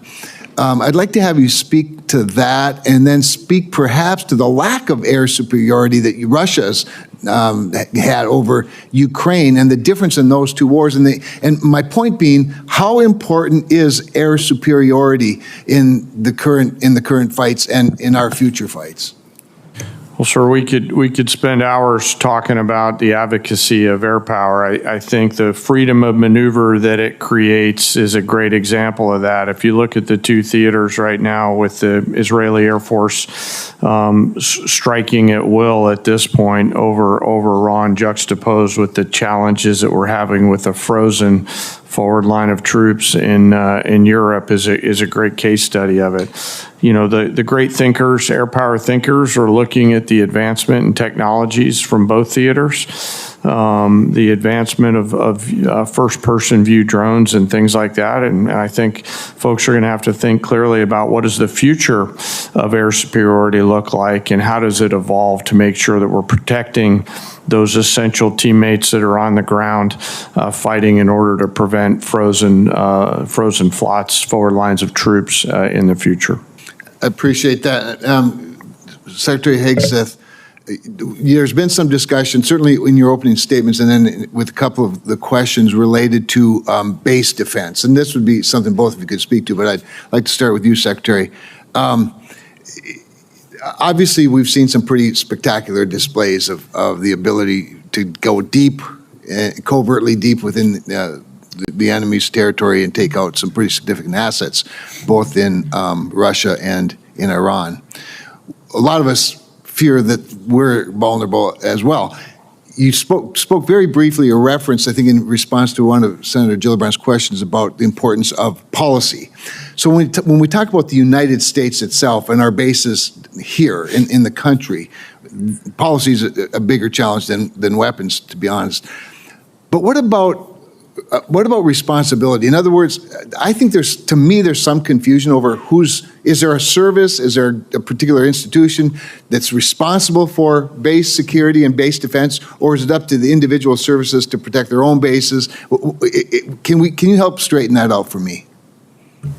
Senator, you're right to ask the question. We met on this very topic 2 days ago, because you're right, we've already made initial efforts, but I liken it to the effort that was made around IEDs in Iraq and Afghanistan, where it couldn't be a service-only response. It needed to be across the joint force. It needed to be immediate, and the capabilities had to be prepared to adapt in real time to adjustments the enemy is making. And you saw that in things that could in counter IED technology. We need the same type of effort in counter UAS, not just forward deployed, because right now you do it with what you have, but also at home considering the authority. So that is something the department is doing in real time.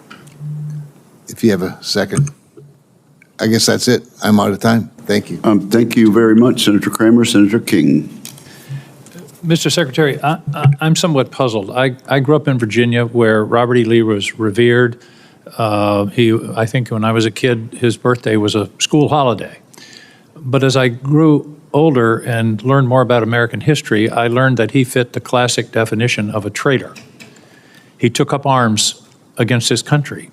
He broke his oath as a member of the United States Army, which he took upon entering his career at West Point.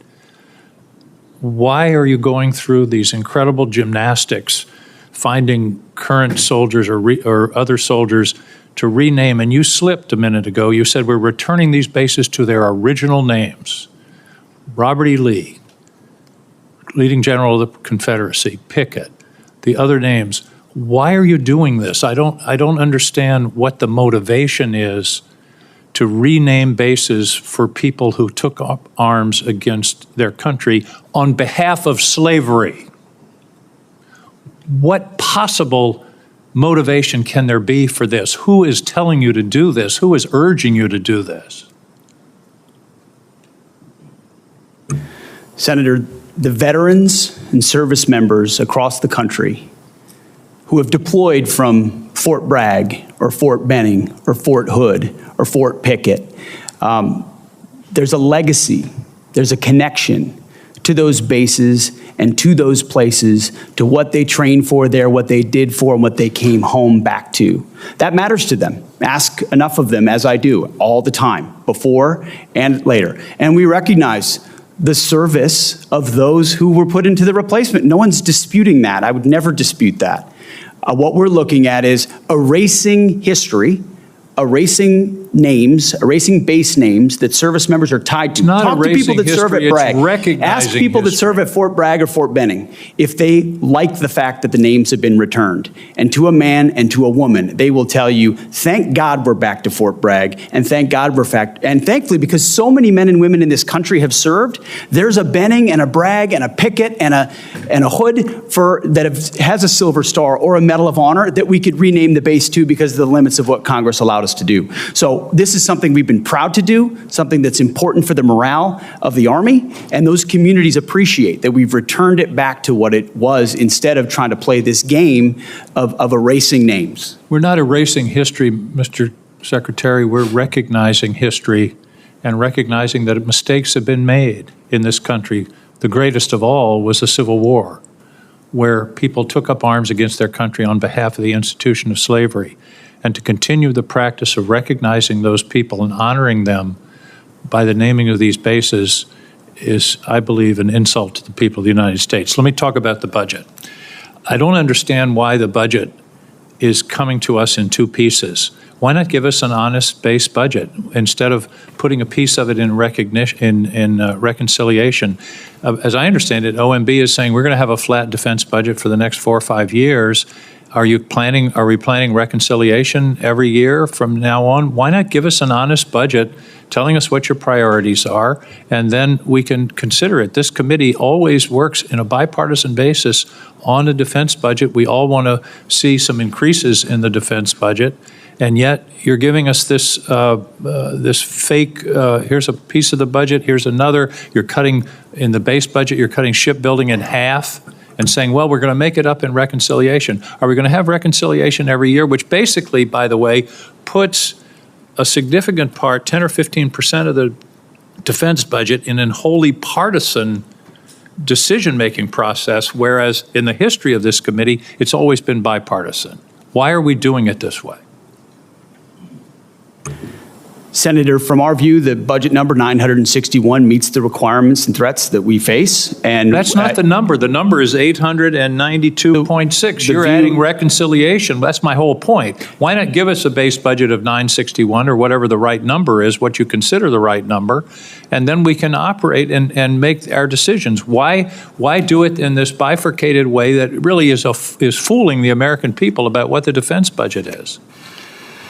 We're not trying to fool anybody, sir. It's two bills, one budget. We're working with OMB, and we feel very comfortable with the number of $961 billion. Why don't you give us a straight-up budget for the Defense Department?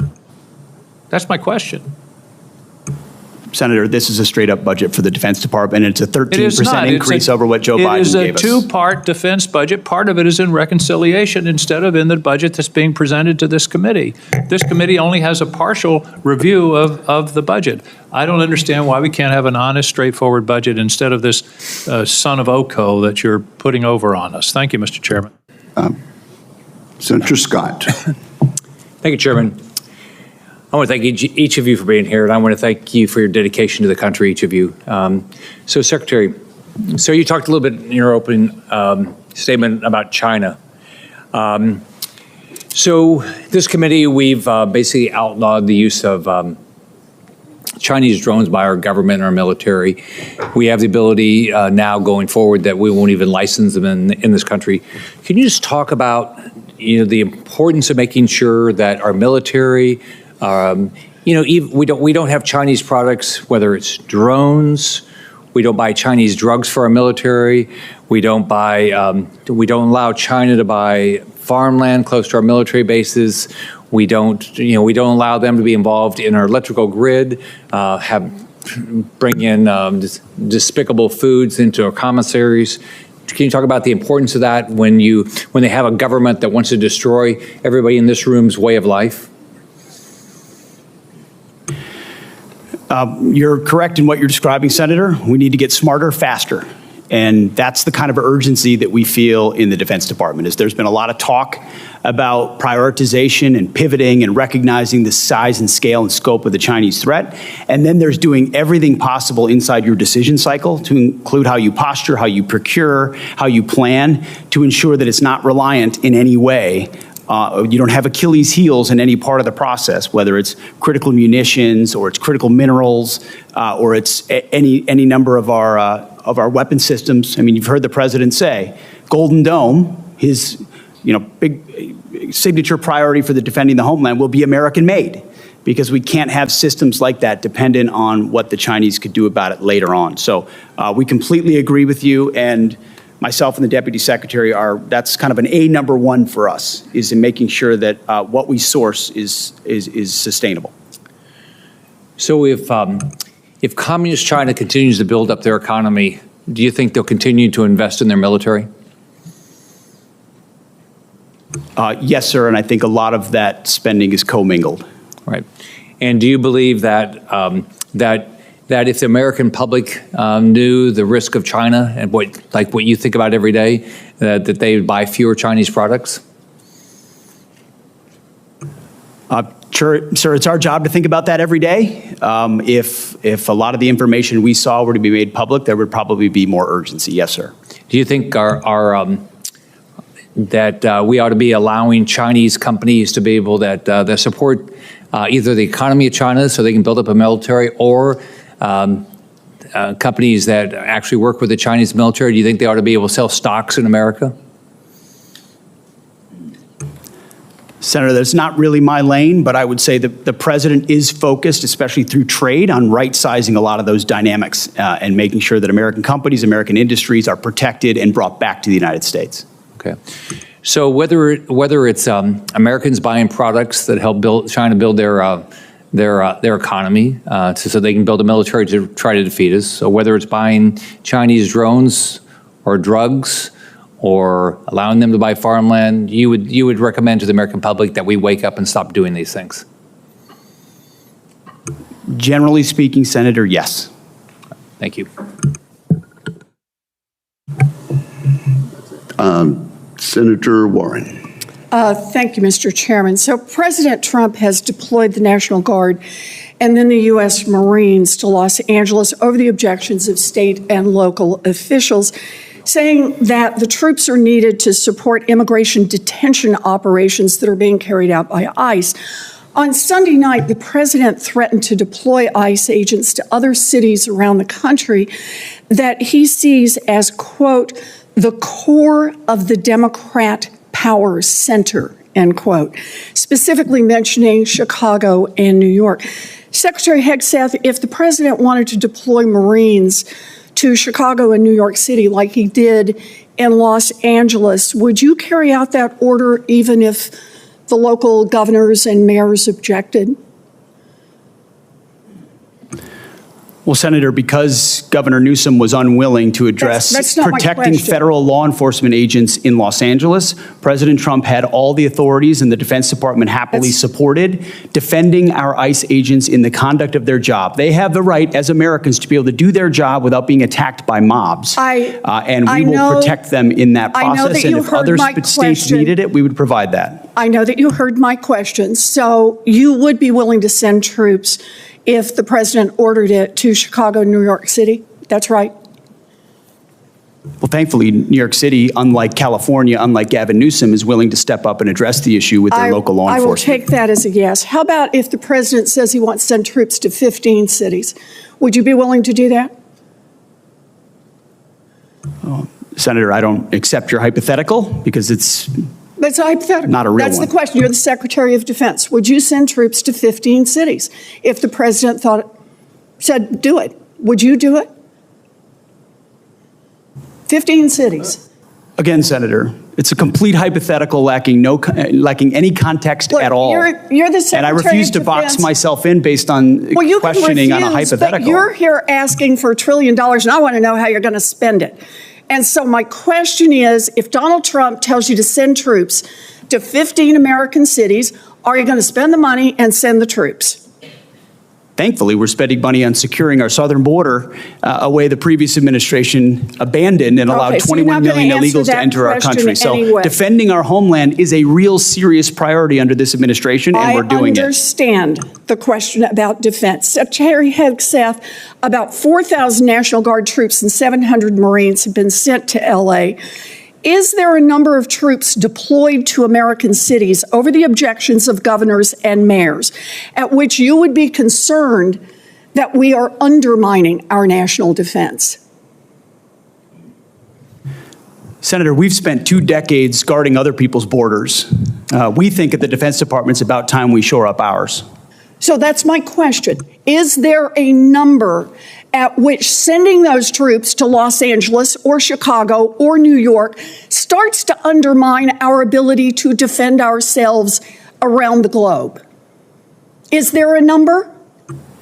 Senator, we look at capabilities and readiness around the globe all the time, and we're quite satisfied with our capabilities to defend the homeland, and we'll provide more if and when it's necessary. So you are satisfied with our capabilities. Let me just ask, have you actually done the analysis and figured out how many troops you can deploy domestically before you start to undermine readiness around the world? Have you done that analysis? Yes, ma'am. Then would you let the rest of us in on it? We are the Senate Armed Services Committee, and you're here to ask for $1 trillion. What's the number? We've got contingencies and plans for any number of capabilities should governors be unable, as Gavin Newsom has been, to actually secure his own federal agents in their cities. How many troops can you deploy domestically before you start to cut into our readiness internationally? As I said, previous administrations deployed our National Guard all around the globe in numbers far beyond what we were capable of supporting. So limited contingencies inside the United States to protect federal law enforcement is doable. If the Supreme Court orders you doable. to remove troops from American city streets, will you do so? Can you repeat the question, please? Yes. If the Supreme Court orders you to remove troops from American cities, will you do so? As I've said, Senator, I don't believe district courts should determine national security policy, but if the Supreme Court rules on a topic, we will abide by that. Okay. You know, during her press conference last week, Secretary Noem said, "We are staying here to liberate the city from its mayor and its governor, people who were elected by a majority of voters." Secretary Hegseth is saying he is ready to deploy more troops and won't tell us what the implications are for our national defense. This is un-American and it makes us unsafe. I wish our Republican colleagues would speak up. The time of the senator has expired. Senator Tuberville. Thank you, Mr. Chairman. Thanks for being here today. Mr. Secretary, thanks for looking out for the law enforcement and the millions of people in California that still love this country and want this country to survive, and not the radicals that wave non-American flags, that protest in the streets, tear things down. It is ridiculous, and thank you for doing what you're doing, you and President Trump. It's getting out of hand. Chairman of the Personnel Committee, thanks for your recruiting. You're doing great.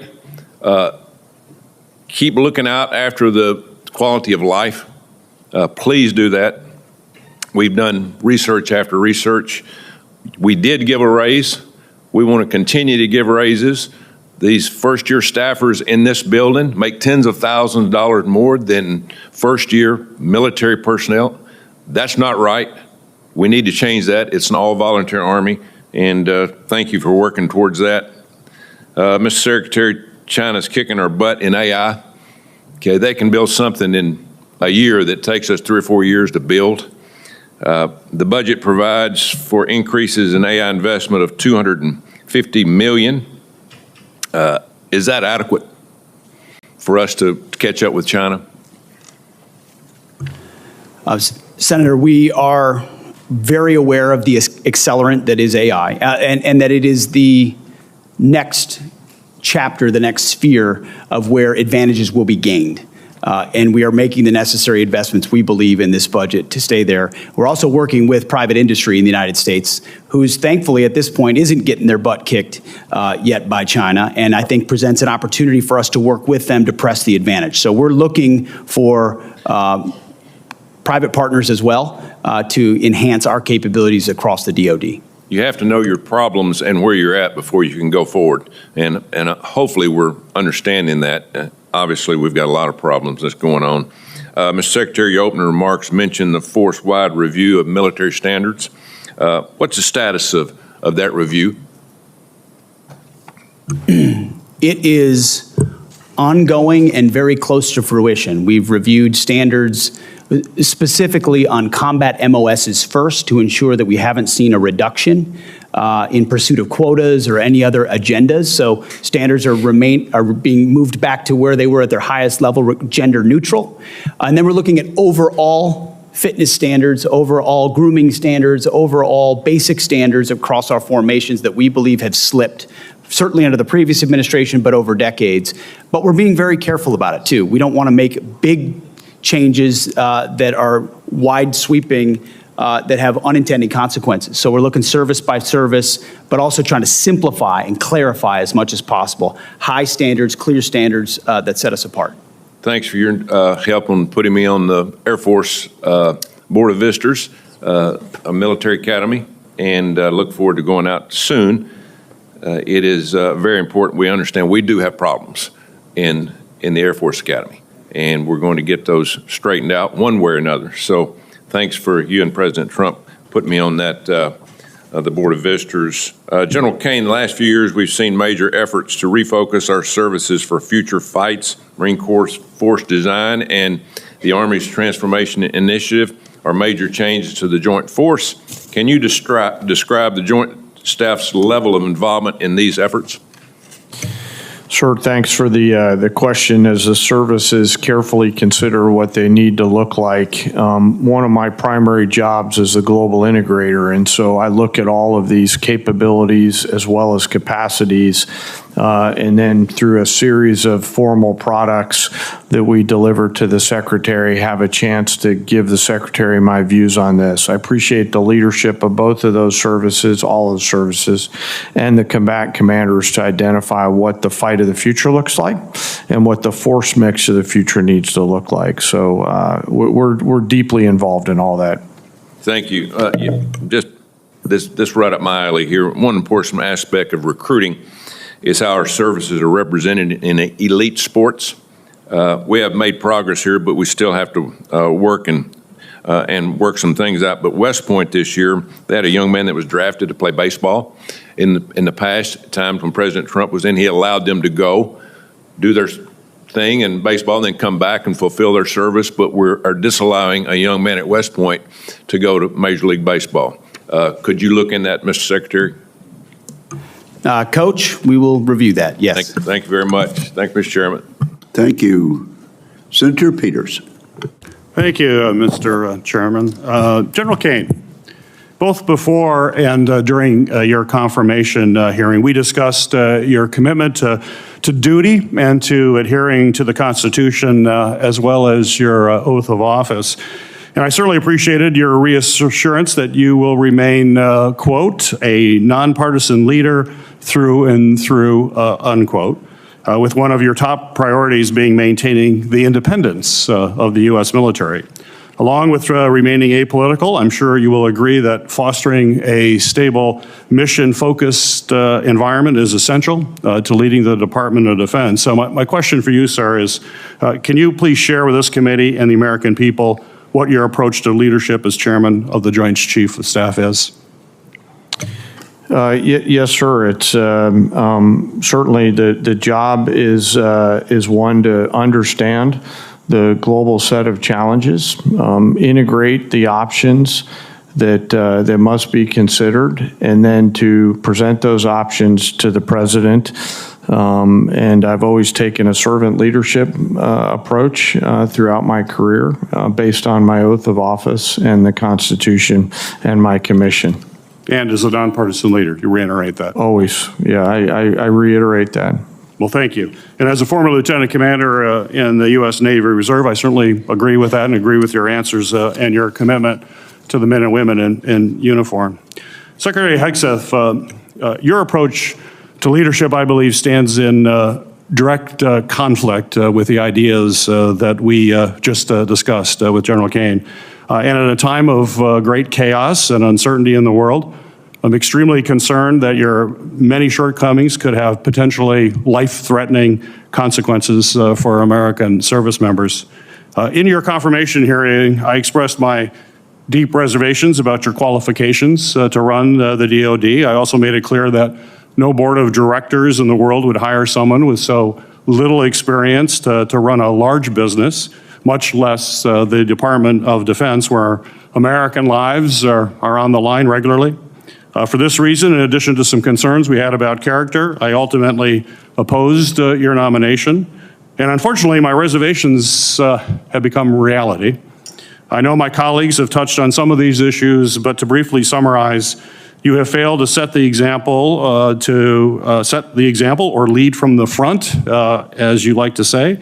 And this includes prompting a leadership and oversight vacuum at the department by firing qualified uniformed leaders without cause, creating loyalty tests and leak investigations that have led to 5 of your senior advisors resigning or being fired, sharing classified military details on an unsecure app during operations in Yemen that included unauthorized individuals on at least 2 separate occasions, and revoking the DoD personal protection detail for both Secretary of Defense Mark Esper and the former Chairman of Joint Chiefs Mark Milley, putting their safety at risk while they are still under threat from Iran. We have seen time and time again how your conduct, lack of personal responsibility, are harming readiness, reputation, and professionalism of our military. At a time where Israel and Iran are in open conflict and our adversaries in Russia and China will exploit any weaknesses, unfortunately, my worst fears about your leadership shortfalls, unfortunately, have been realized. Secretary Hegseth, I firmly believe that accountability from leadership is vital in all sectors, not just in the military. And demonstrating to your subordinates that everyone plays by the same rules helps to build trust and open communications within your team. And those two things are extremely important. And I know that you share my desire to ensure that we're holding our senior leaders accountable for actions. And during your nomination hearing, you stated, quote, accountability is coming because everybody in this room knows if you are a rifleman and you lose your rifle, they are throwing the book at you, end of quote. You also said that leadership has been unwilling to take accountability, and I couldn't agree more on how important accountability is. As we all know, at the request of this committee, the Department of Defense Inspector General launched an investigation into your use of Signal, an unclassified commercially available messaging application to discuss information pertaining military actions in Yemen. So given your focus on accountability, how will you demonstrate this accountability to the men and women in the U.S. military if the Inspector General finds that you improperly disclosed information? That assessment is pending at this time. That is a hypothetical question, but the gentleman's time has expired. I think your answer is clear. You are not going to be held accountable. Thank you very much, Senator Peters. Senator Mullen.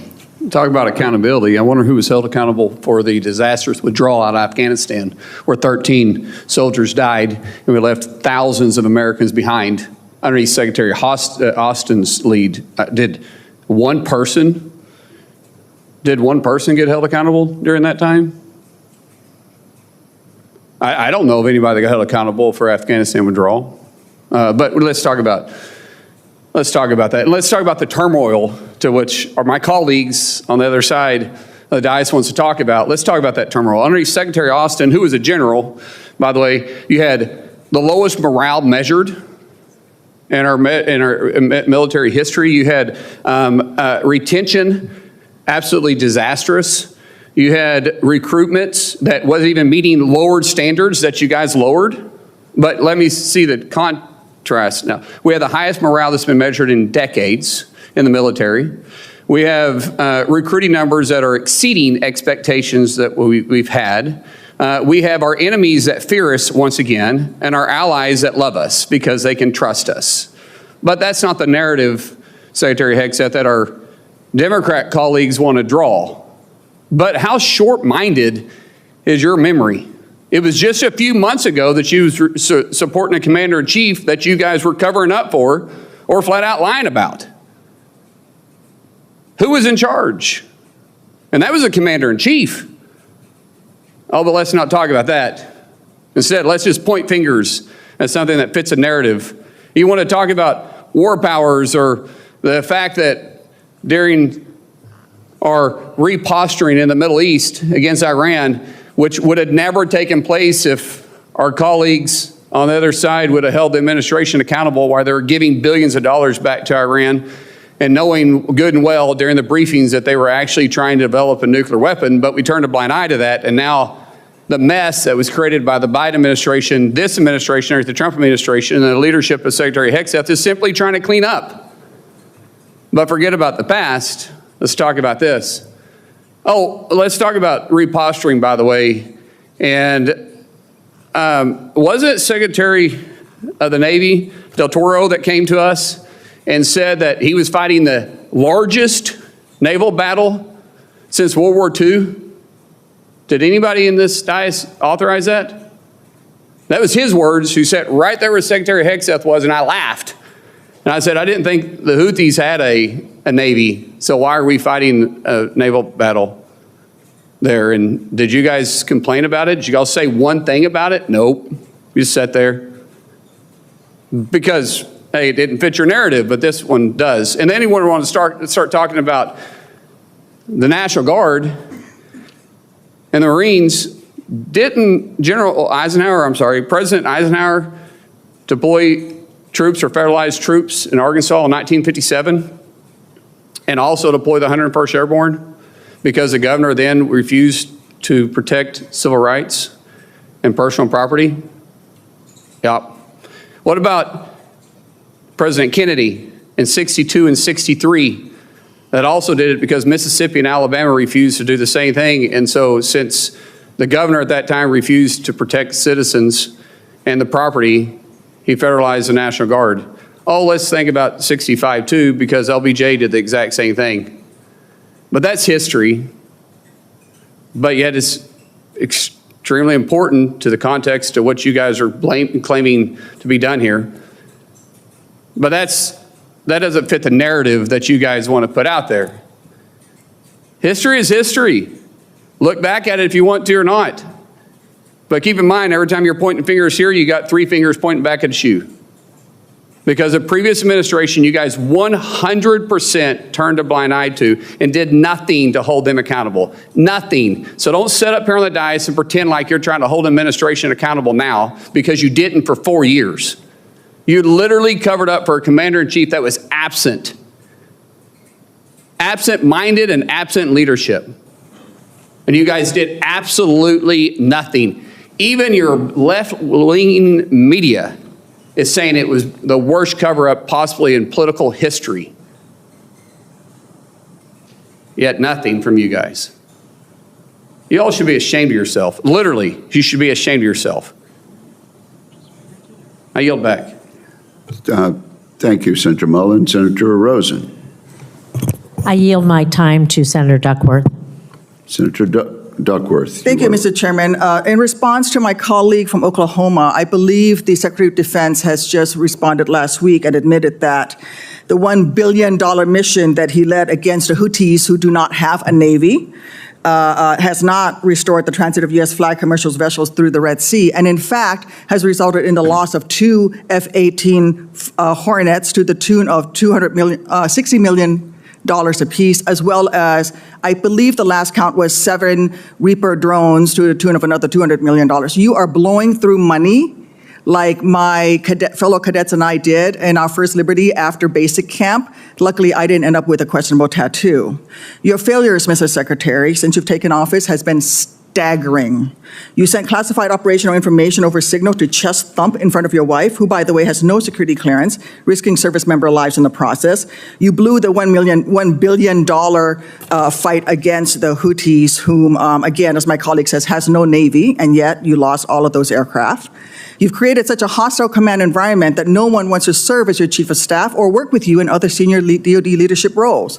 But what we should all be talking about, more than all of this, is that you have an unjustified, un-American misuse of the military in American cities, pulling resources and attention away from core missions to the detriment of the country, the war fighters, and yes, the war fighting that you claim to love.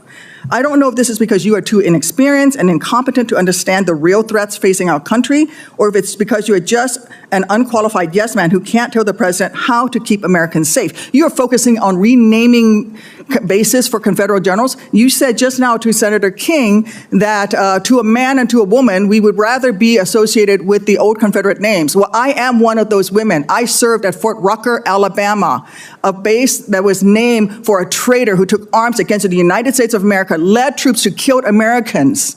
It was renamed for Mike Novosel, a Medal of Honor recipient, who in his citation for the Medal of Honor includes that he saved 29 American lives, to include hovering backwards in a helicopter towards an enemy bunker where a wounded American was laying and saved that person, including after being taken fire himself. I know a little something about what it takes to fly a helicopter when you've been hit by enemy fire. That was heroic. I'd rather be associated with Mike Novosel than a failed Confederate traitor. I don't know whether you are inexperienced or too incompetent, but I wonder when you will actually focus on our nation's warfighting mission. We know that California is just a deliberate, systematic, political, and dangerous campaign led by you. We should not be using our military to play cops against Americans. General Caine, as chairman, a key part of your job is to coordinate military planning across the joint force. Is the department currently incorporating into any military plans expanding the use of the reserve forces to include the National Guard or active duty troops to support domestic law enforcement, including in other locations in the United States?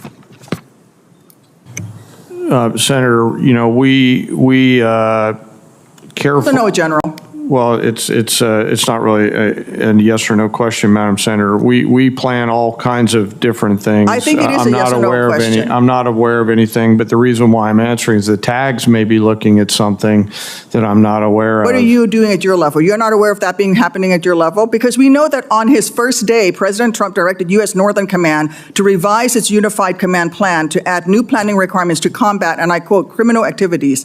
A series of follow-up executive orders continue to redirect DOD priorities to supporting domestic law enforcement, including one in April that tells DOD, and I quote, use national security assets for law and order. In other words, do law enforcement's job. I'd like to enter these executive orders into the record, Mr. Chairman. Is there objection? Without objection, so ordered. Secretary Hegseth, you say you are focused on warfighting and warriors. These are your words. Yet you are diverting untold DOD resources and attention to a fundamentally non-military mission of domestic policing. Across the country, we have qualified police officers who are trained for that mission. They know those streets better than the Marines you deploy to Los Angeles, who normally focus on the Indo-Pacific. And you recently approved 700 more troops in 3 other states to do admin and logistics works for ICE. You say all of this is valuable training, but I would much rather have our troops do tough, realistic training relevant to high-end combat. Instead of typing in spreadsheets for ICE, they should be conducting live fire maneuver exercises. Instead of patrolling American neighborhoods and standing in front of federal buildings, they should be rehearsing call for fire missions. We have local police who can stand in front of those federal buildings. And the list of distractions goes on. You are encouraging the DOD workforce to go work for DHS in increasing numbers. You're pulling the military away from facing foreign enemies who literally say things like death to America. And you're putting troops with weapons aimed at Americans. Mr. Secretary, let the military get back to its real job. Stop forcing them to do DHSs. And if you want to be the DHS secretary, maybe you can apply for that job when you're fired from this one due to your incompetence. The senator's time has expired. Senator Budd. Thank you, Mr. Chairman, and thank you all for being here. I think you all are doing a great job, and the proof is in the pudding. If you look at morale, you look at recruiting, you look at deterrence. Incredible performance compared to the last administration. So thank you all for your work, and in short order as well. Mr. Secretary, while I was overseas and time zones away this past weekend, I was able to watch the parade, even though it was on a size of a phone screen. But I just wanted to catch a quick glimpse at it since it was controversial from the other side. And I tell you what, I stayed up until 2 a.m. I could not turn it off because it wasn't about you, Mr. Secretary. It wasn't about our president. It was about the men and women that don't get recognized each and every day. And I could just see them grinning underneath their helmets and their battle dress uniforms, smiling from ear to ear, being recognized, whether it's on TV or by those of us in elected office that were present, or the folks that stood up to support them. So thank you for that. And again, back to the morale that we're seeing in the recruiting numbers, I think it will go even higher as a result of that. So I appreciate what you did. Mr. Secretary, I want to echo what my colleague Senator Kramer said a few moments ago about air dominance. And in previous years, Air Force officials have recommended purchasing at least 72 fighters a year, which would be reachable by maximizing F-35 and then the F-15EX production lines. And I applaud the President's decision to proceed with the F-47, but I understand that it's going to take a while before that's developed and fielded. And I'm interested in maintaining a strong level of production of other advanced fighters in the interim. So what can you tell us about the future of the F-15EX in particular while we await the arrival of the F-47? And Mr. Secretary, that'd be for you. And Mr. Chairman, you've got experience, significant experience as a fighter pilot. So if you'd care to weigh in as well. To your point, Senator, I would defer the balance of my air superiority time to the chairman. But I would note that the budget does have a substantial increase on F-15EX, recognizing its capabilities and the bridging function that particular aircraft provides us. And all of this with an eye toward existing fights and future fights, but it certainly does make an investment. Chairman. Yes, sir. Thanks for the question. And, you could use the current Israeli efforts as a case study in air dominance and air superiority. And if you look at harder problems in Iran, you start to see the importance of having the mix of things like F-47, EX, and any other future capabilities that are considered. So we have to stay up on the TAC air, step, and appreciate your leadership and interest in this, sir, as we move forward. Thank you. Switching gears a bit, Mr. Secretary, our Special Operations Forces play a crucial role in preventing and then winning armed conflict. However, the previous administration proposed cuts to soft billets in the programs. So how does the President's budget request impact the size, structure, and posture of our Special Operations Forces for 2026? Well, sir, what you will not see is cuts to soft billets, especially recognizing not just the last 25 years, but even the op-tempo of the last 4 to 6 years, and the recognition that those are forces that are used often, mobilized often. There's a stress and strain on that. And so investments both in personnel, but also training and capabilities is front and center. Thank you for that. Last year, I led an NDAA provision that mandates that all future annual defense planning guidance includes specifics with respect to the size, structure, posture, and priorities for SOF. So I want to make clear the importance of this directive, and the committee was due a report back on March 1st on this component of the defense planning guidance. But since that date has come and gone, I'll ask now, will you, Mr. Secretary, commit to seeing this requirement through and providing an update to this committee on its progress? Yes, Senator, we'll get that to you. Thank you. I want to ask briefly about munitions, Mr. General Caine. How do you see the rate of munitions usage in Ukraine, in the Middle East, particularly our ground-based interceptors and air-to-air missiles influencing this budget request and future budget requests? Well, Senator, we're always mindful of the consumption rate. One of the great case stories of the fight in the Middle East is the advancement of use of rockets, laser rockets, to target one-way attack drones, which I know the committee helped push, and that's helping to save some of our critical air-to-air munitions. And I can circle back with you on the other matters offline, sir. Please do. Thank you, Chairman. Thank you very much. Senator Kelly, Senator Rosen yielded her time to Senator Duckworth, who was scheduled to be last. Do you think we ought to go ahead and let Senator Rosen ask questions right now? 100%. Absolutely. Senator Rosen, you're recognized. I thought I would just create a stir down there. No, I thank you to my seatmates on both sides. Thank you, Mr. Chairman. We take care of each other. And again, thank you, Chairman Wicker, Ranking Member Reed, for holding this hearing, Mr. Secretary.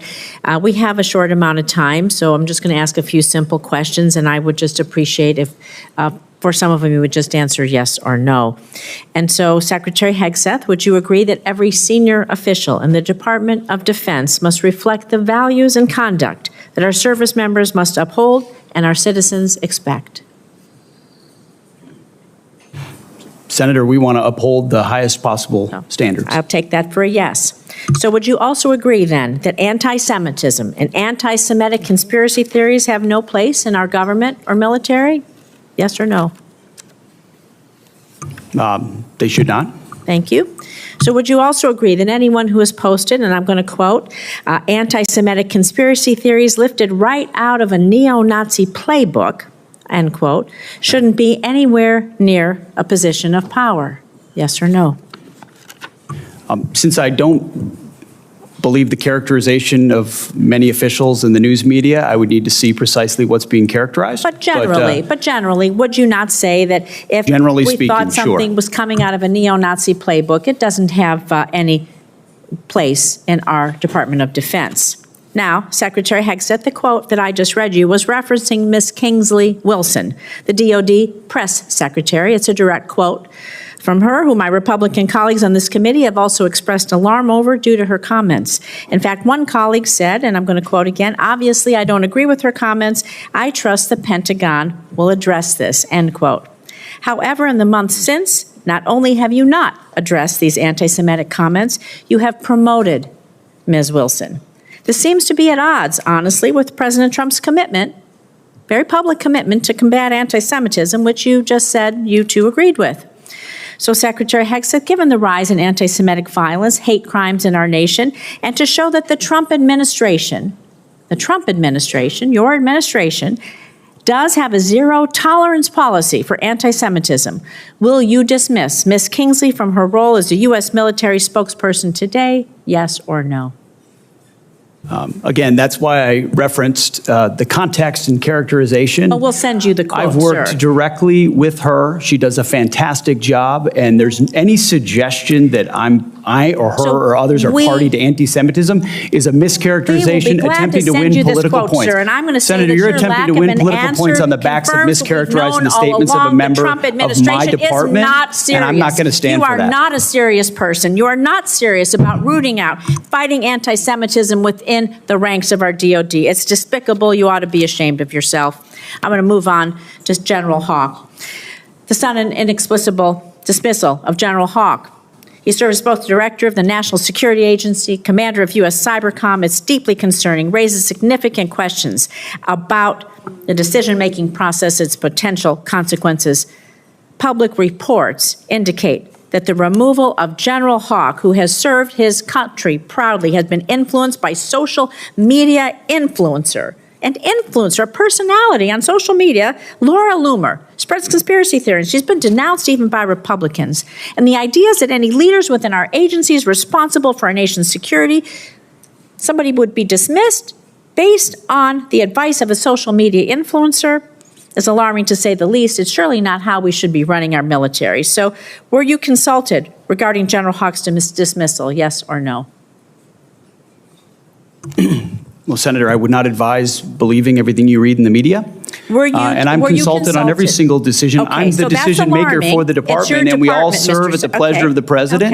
And so we have the prerogative to make those decisions for the best for the country. Did you and we did personally that. approve Mr. Hawk's dismissal, yes or no? Anyone coming or going Personally at the approve Defense it. Department, especially at that level, would ultimately be a decision made by me, and I stand behind that. Did you personally relieve him?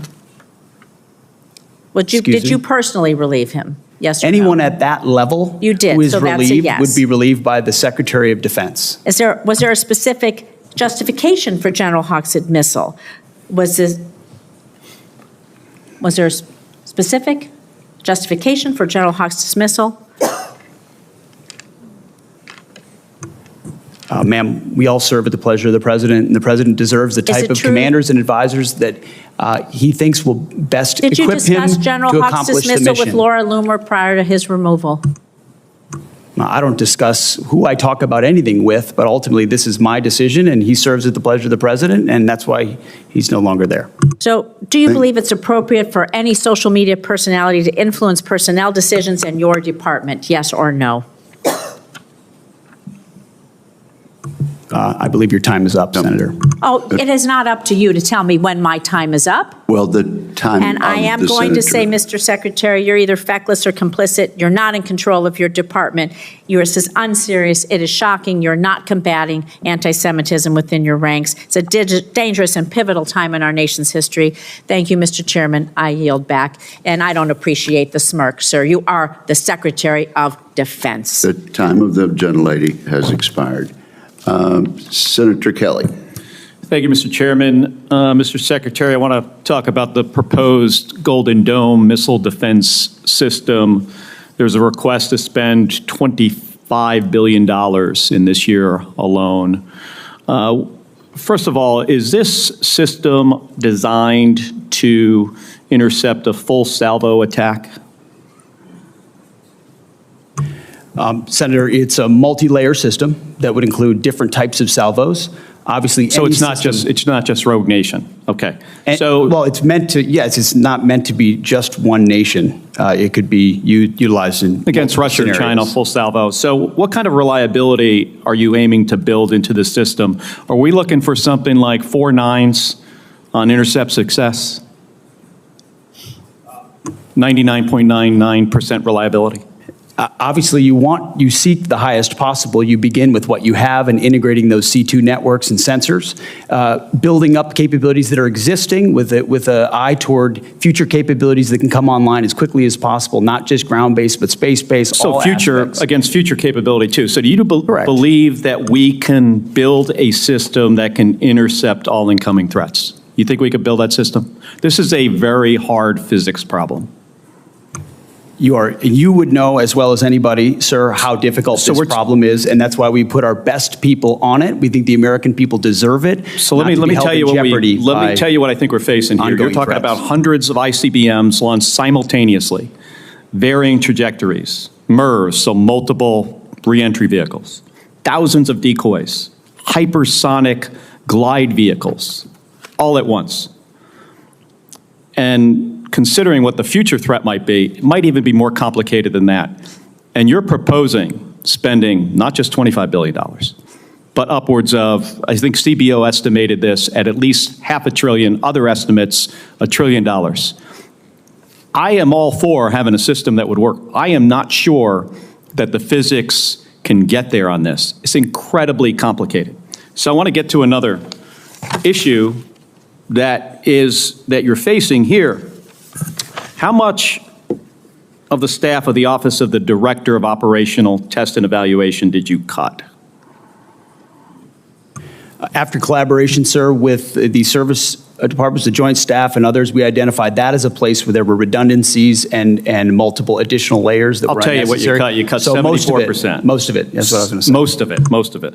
And was your decision to cut more than half of the Pentagon's testing and evaluation office staff driven in part by concerns about the office's plan to oversee testing of Golden Dome?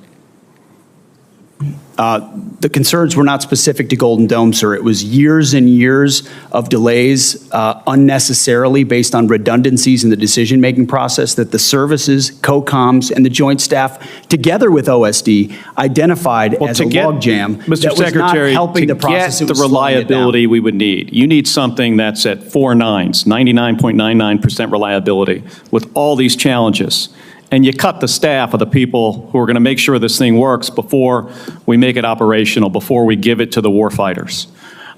You got to go back and take a look at this. But I also strongly encourage you to put together before we spend $25 billion or $175 billion or $563 billion or $1 trillion, put together a group of people to figure out if the physics will work.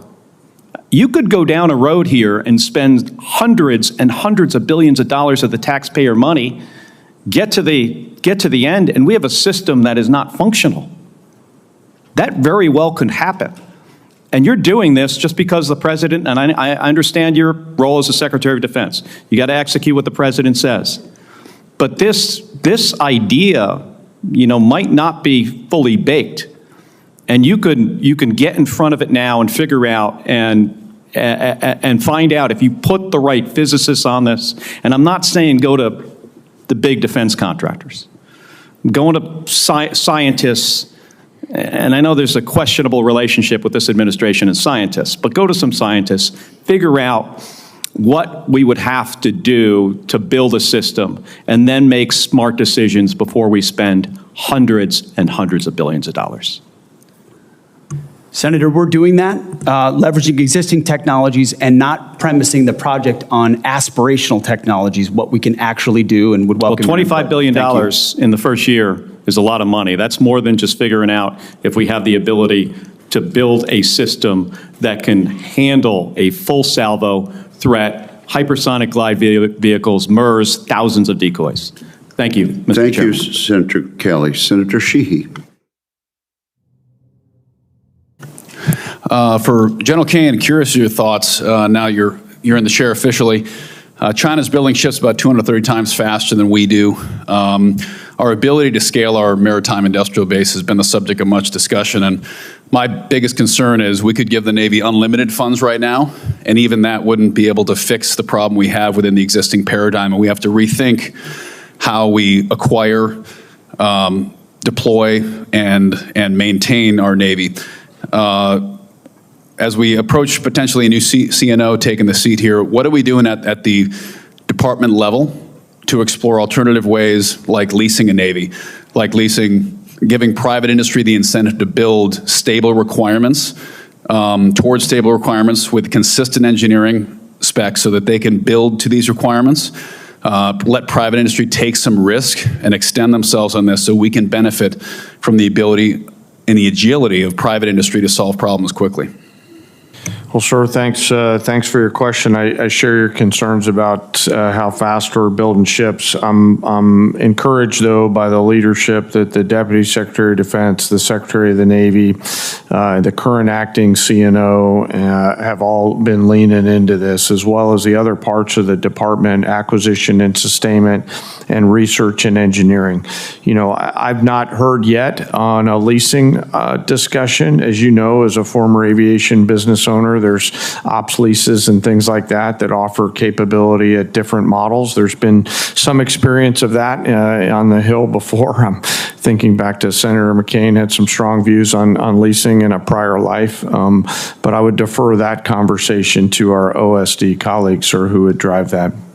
Okay. Well, I think we have to think outside the box, and that's true on all defense acquisition programs, and I welcome either of your thoughts as well. Senator Warren and I actually have recently partnered on an initiative that is praising what Secretary Driscoll's done at the Army side to expand the flexibility of the services to have more alternative pathways. I go back to our MRAP program about 15 years ago, a program which saved my life and the lives of many other servicemen, I'm sure in this room as well. So finding alternative ways to acquire things is really what we have to do now. And if we continue to try to jam, a turkey into the garbage disposal and just give more and more money to a process that frankly has been failing for decades, I think we need to try to fix the process first. And I'd be curious as to either of your thoughts, an open response as to what we can do immediately here to start reforming our defense acquisition paradigm so we can keep pace with, it's not a near peer threat with China, they are a peer. So it is a peer-to-peer threat. How are we going to reform our industrial base to keep pace with it? Sir, I think this could be a much longer conversation, which I'm happy to have with you. I note that the lineup of leaders that we have in the Congress right now, the four here in this committee and the other side, the leaders in the department, the leaders in industry, it feels like we have the team now who will actually move the ball, grab a hold of that entrepreneurial spirit that America is so well known for, and get after it. We cannot, I'm mindful of the work that's been done before. We cannot continue to move on the same trajectory, and we must get after this. We owe it to the joint force to be properly armed at scale with the right capabilities so that they can win and come home. And so I'd love to partner with you on that, as I know our OSD colleagues would as well. Well, in the speed at which we've solved our recruiting challenges, hopefully we can do the same thing with the ability to make bullets, bombs, artillery shells, planes, and ships, because we owe it to the 17, 18, 19-year-old kids who are going to be fighting these systems on the front line to make sure they have enough of them to replace attrition, and also that those systems are as good as they can be when they need them. Thanks for your time today. Senator Sheehy and General, I would love to be part of that longer conversation about that issue. Thank you, Senator Sheehy. Senator Slotkin. Thank you, Chairman. Mr. Secretary, I said in your hearing, when you had your confirmation hearing, that my biggest concern with you at the helm was the potential use of the military in ways that contradict the Constitution or that taint what I hope we all want, which is an apolitical military. And when I asked you about whether you would accept an order that was actually given to your predecessor, Secretary Esper, Trump's SecDef, to deploy active duty troops against unarmed protesters and to, in Secretary Esper's words, shoot at them, shoot at their legs, you said this was all theoretical. Here we are, a few months later, you've deployed 4,700 troops to Los Angeles and against the wishes of the governor. And my colleague across the aisle was right. It is the first time since 1965 that we have deployed Guard troops without the permission of the governor. In all the instances he laid out, the president had sent in the military to protect protesters, not against the protesters. So you may dismiss it, but I feel like this is a fundamental issue of American democracy. If you love your country and you want an apolitical military, then it should be the last resort, not the first resort in our country to use them. So to get to the non-theoretical, have you authorized the uniformed military to detain or arrest protesters in Los Angeles? Senator, I would just start by saying you're not a protester if you're throwing concrete 100%. at law Arrest those enforcement people. officers. Throw them in the jail. 100%. But what you're doing is something different. Everyone knows this is a political decision, right? So we don't trust that you're using the best interests of the military, certainly, and of democracy on top of that. So have you given the order? That's all I want to know. It's not theoretical. For the U.S. military, not law enforcement. They can arrest all day long. That's their job. Do they have the ability, the uniformed military, to arrest and detain protesters currently today? It's a yes or no thing, authority. It's sort of amusing the extent to which the speculation is out there. These troops are given very clear orders. Then what is the order? Then list it out for us. Be a man, list it out. Did you authorize them to detain or arrest? That is a fundamental issue of democracy. I'm not trying to be a snot here. I'm just trying to get the actual, did you authorize them to do that? All of these orders and what they're sent there to do are public. They are there so to say it. So say it. Yes or no?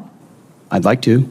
Please, yes or no? As I've said time and time again through interruption, they're there to protect law enforcement, do they have ICE the ability officers to arrest? who are trying to do their job, deporting illegals who were allowed in by the previous administration. So they cannot arrest and detain citizens of the United States, the uniformed military. As we've stated, if necessary, in their own self-defense, they could temporarily detain and hand over to ICE. But there's no arresting going on. And you know this better than you're trying to play political games. There's no arresting of U.S. personnel. Of the U.S. military against members of the protest. Have you authorized U.S. military cyber tools to investigate people participating in these protests? Yes or no? Certainly in no way that I'd be aware of. Okay, that's good. I love that answer. That's great. Have you given the order to be able to shoot at unarmed protesters in any way? I'm just asking the question. Don't laugh. Like the whole country. And by the way, my colleagues across the aisle. What is that based on? What evidence would you have that an order like that Donald has ever Trump been given? Giving that order to your predecessor, to a Republican Secretary of Defense, who I give a lot of credit to because he didn't accept the order. He had more guts and balls than you because he said, I'm not going to send in the uniformed military to do something that I know in my gut isn't right. He was asked to shoot at their legs. He wrote that in his book. That's not hearsay. So your poo-pooing of this, it just shows you don't understand who we are as a country, who we are. And all of my colleagues across the aisle, especially the ones that served, should want an apolitical military and not want citizens to be scared of their own military. I love the military. I served alongside my whole life, so I'm worried about you tainting it. Have you given the order? Have you given the order that they can use lethal force against honor? I want the answer to be no. Please tell me it's no. Have you given the order? Senator, I'd be careful what you read in books and believing it, except for the Bible. Oh my God. So your former predecessor, I guess that's not enough for you. Okay, on Iran. I don't think there's a debate. There's like a cat fight going on in your own party about whether to go after Iran. Have you commissioned any day after planning? So any force protection, any use of ground troops in Iran, any cost assessments? Because I don't think we doubt what we can do as a country in the attack. It's the day after with Iraq and Afghanistan that so many of us have learned to be so deeply concerned about. Have you authorized day after planning? As I've said, we have plans for everything, Senator. Okay. And I would also reiterate how we began that there will be a classified portion of this 15 minutes after we adjourn. Senator Banks, you're recognized. An apolitical military. Secretary, wouldn't you say that in the last administration under Joe Biden, Secretary Austin, Mark Milley, we've never seen the military politicized in a way that it was over those 4 years? Senator, I would say our mission has been to take the politics out of the military, take the ideology out of the military. And as a result, you've seen the response of young Americans who have, I called it a bump at first. I just want to correct that, Senator. It's been a tsunami. It's been a historic response of young Americans. I want to unpack it. Who are I joining. want to unpack this with you, Mr. Secretary. Prior to President Trump's election, the military was struggling with the worst recruitment crisis in 50 years. That all seemed to have changed overnight on one specific day. And the chart shows it. The Army doubled its recruitment from November of 2024 to the previous November. The Navy, the same thing. The Navy's recruitment skyrocketed 80% from November of 2024 to the previous year. Mr. Secretary, what changed? There was an election, Senator. Why does that matter? Because leadership matters, sir. Belief in your country matters. Having the back of your troops matters. Setting a clear mission matters. Ensuring that if troops are used, it's for a clear, defined mission. It's funding them properly. It's giving them the proper authorities to execute. Americans watch what happens with their political and military leadership. And in President Trump, they understand they have a commander-in-chief that has their back, that loves the country, that loves them. Our job has been to reflect that through the department by getting rid of all the distractions, by enforcing the basics, by getting back to standards and readiness. And as a result, we've seen a generation of young people stand up and say they want to serve under President Trump. These numbers have steadily increase, as you said, you called it a tsunami. I mean, I call it the Trump bump because it did begin on one day, but every month since we've seen those recruitments for the Army and the Navy, especially the best Navy recruitment in 20 years, the best Army recruitment in 15 years. How do we keep that up? Well, sir, I think we keep that up by staying true to what we said we would do to those young Americans and their families. I wrote a book before I started this process talking to a lot of vets and their families who are wondering whether they would recommend military service to the next generation. I hear from them and others who say now we're willing to do that under this president's leadership. Staying true to who we are, staying true to the basics, the Constitution, their core mission, keeping them ready, funding them and supplying them properly, and then having their back, truly. matters. And I think by doing that and then emphasizing recruiting and the basics, I think we'll continue to be able to be on the right trajectory. Mr. Secretary, I've never seen a Secretary of Defense that's so in tune with our soldiers, our sailors, our airmen and Marines as you. You've gone out and you're visiting with them, you're talking to them every single day. What kind of stories are you hearing, especially from our newest recruits? I mean, what are they telling you? What are they telling you specifically about why it matters?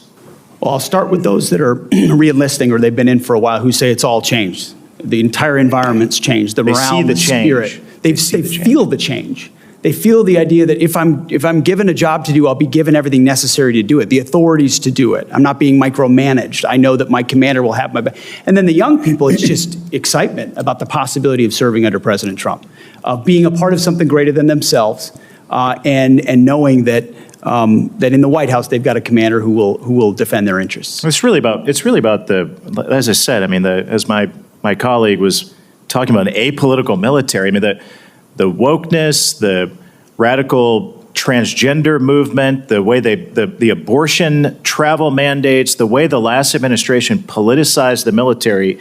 There was a survey in 2023 that pointed this out. It said that, and the Army released the survey in 2023 that claimed that young Americans' fear of discrimination drove away more recruits than wokeness, and wokeness was a big indicator too in that survey. Do you think those arguments still stand up today? Senator, you make a great point. Every American wants to be treated like an individual, not because they're black or white or male or female, rich or poor, or because of some calculation of what we need more of or need less of, but simply, can you rise to the challenge of this job of service to your nation? That challenge inspires young people, and that's what we've seen. I think the Commander-in-Chief matters. Mr. Secretary, you matter. General, you matter. Thank you for your leadership. The facts speak for themselves. Mr. Chairman, I yield back. Thank you, Senator Banks. Is there objection to putting a representation of the chart in the record at this point? Without objection, it'll be ordered. May I ask a question, Mr. Chairman? Senator Reid. I note that the chart starts in November 23 and goes to November 24. And President Biden was president through the entire period. So you're suggesting that the significant ramp-up took place immediately after the election day, which would have been 20 days of November 24? That's exactly what I'm suggesting, Senator. And the numbers speak for themselves. Do you have any data to suggest that? The General of the Army told me so. And I'm happy to, if you ask for those numbers from the Army, you'll see the same dynamic that I have. The election of Donald Trump serving as the election of him and the indication to those recruits around the country that he's going to become the Commander-in-Chief actually mattered. And those numbers have risen dramatically ever since Election Day. There was no impact of the administration's activities over several years before that, and also through the period of November 23, which was encompassed the Biden administration. It's funny you can get a Trump bump while Biden is president of the United States. So I'd be curious to see that data. I think it's incredible as well, sir. Unbelievable might be a better word.